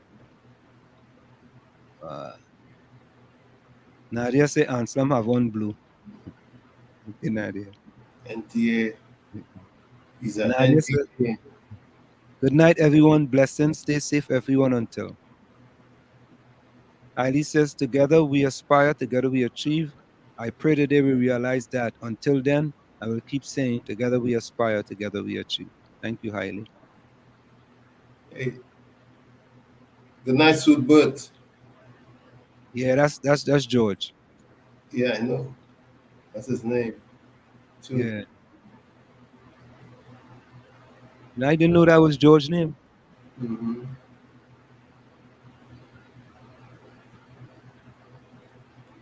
I know really well too in Aslan. Yeah, I know that. Yeah, good night to you, Nadia. Good night to you, Albert. We're gonna go to the Karina Shea. Good night, folks.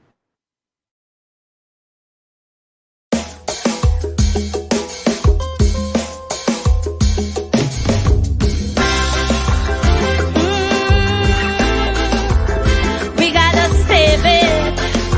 Oh yeah, my sweet TNT. Oh yeah.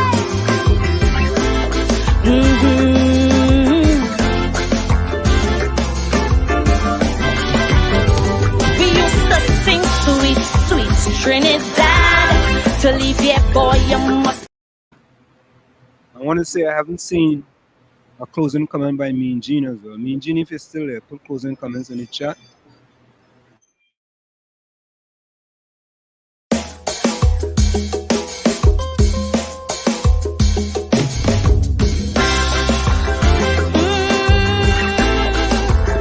We gotta save it. Oh yeah, my sweet TNT. Oh yeah.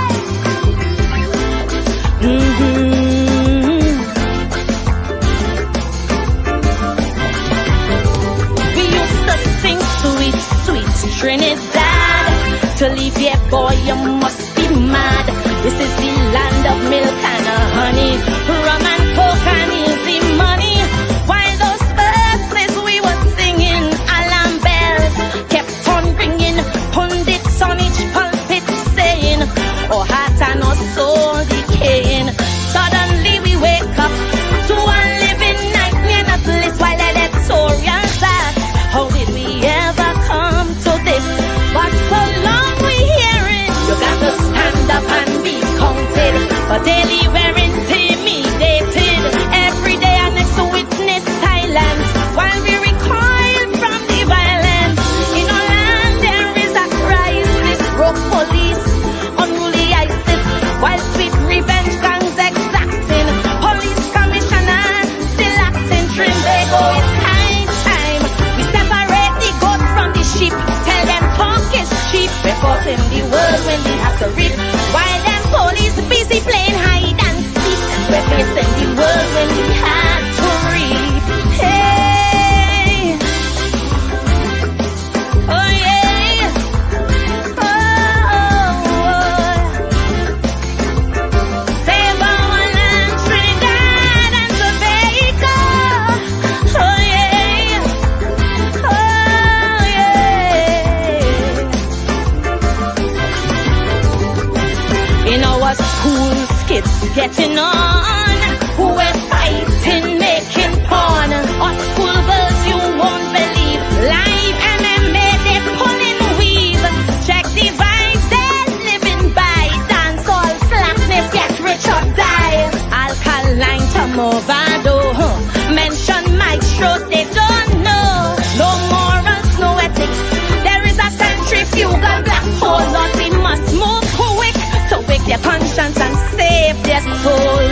So long we've been hearing evil triumphs when good men do nothing. No triggers pump while words be frotting, and while church attendance real low. Protest pack plus them casino, while black market prices haggling.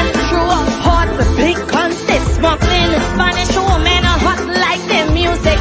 Saucy salsa, human traffic Trinbago. We can't wait. The devil making hay while we sleep. Tell them talk is cheap. We're caught in the world when we have to reap. While we look on them as more mothers who weep. We're in the world when we had to reap. Oh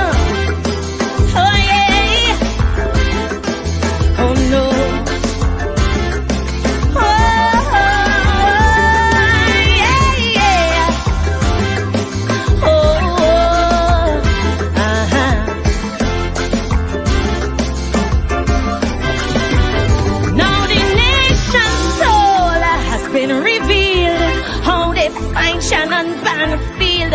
Busy street, yes, in our city. Killed by beasts who show no pity. Now there's fear and trepidation. What is happening to our nation? So I pray this one infraction will propel us into action. Trenbego, the time is now. We have to take our country back while these monsters flow. We cannot run from their attack.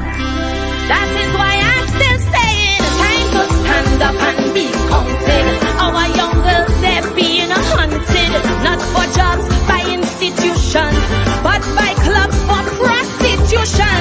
While from you guys, some arranging on the seas, cargo exchanging in the Gulf, drugs, guns and women, and the Coast Guard cannot stop them. Trenbego, the time is now. Look how the murder rate leap, tell them talk is cheap. Because in the world when they have to reap, before more of our daughters they put us to sleep. Most of this world when we have to reap. Time to stand up and be counted. We must defeat this threat they've mounted. We cannot hold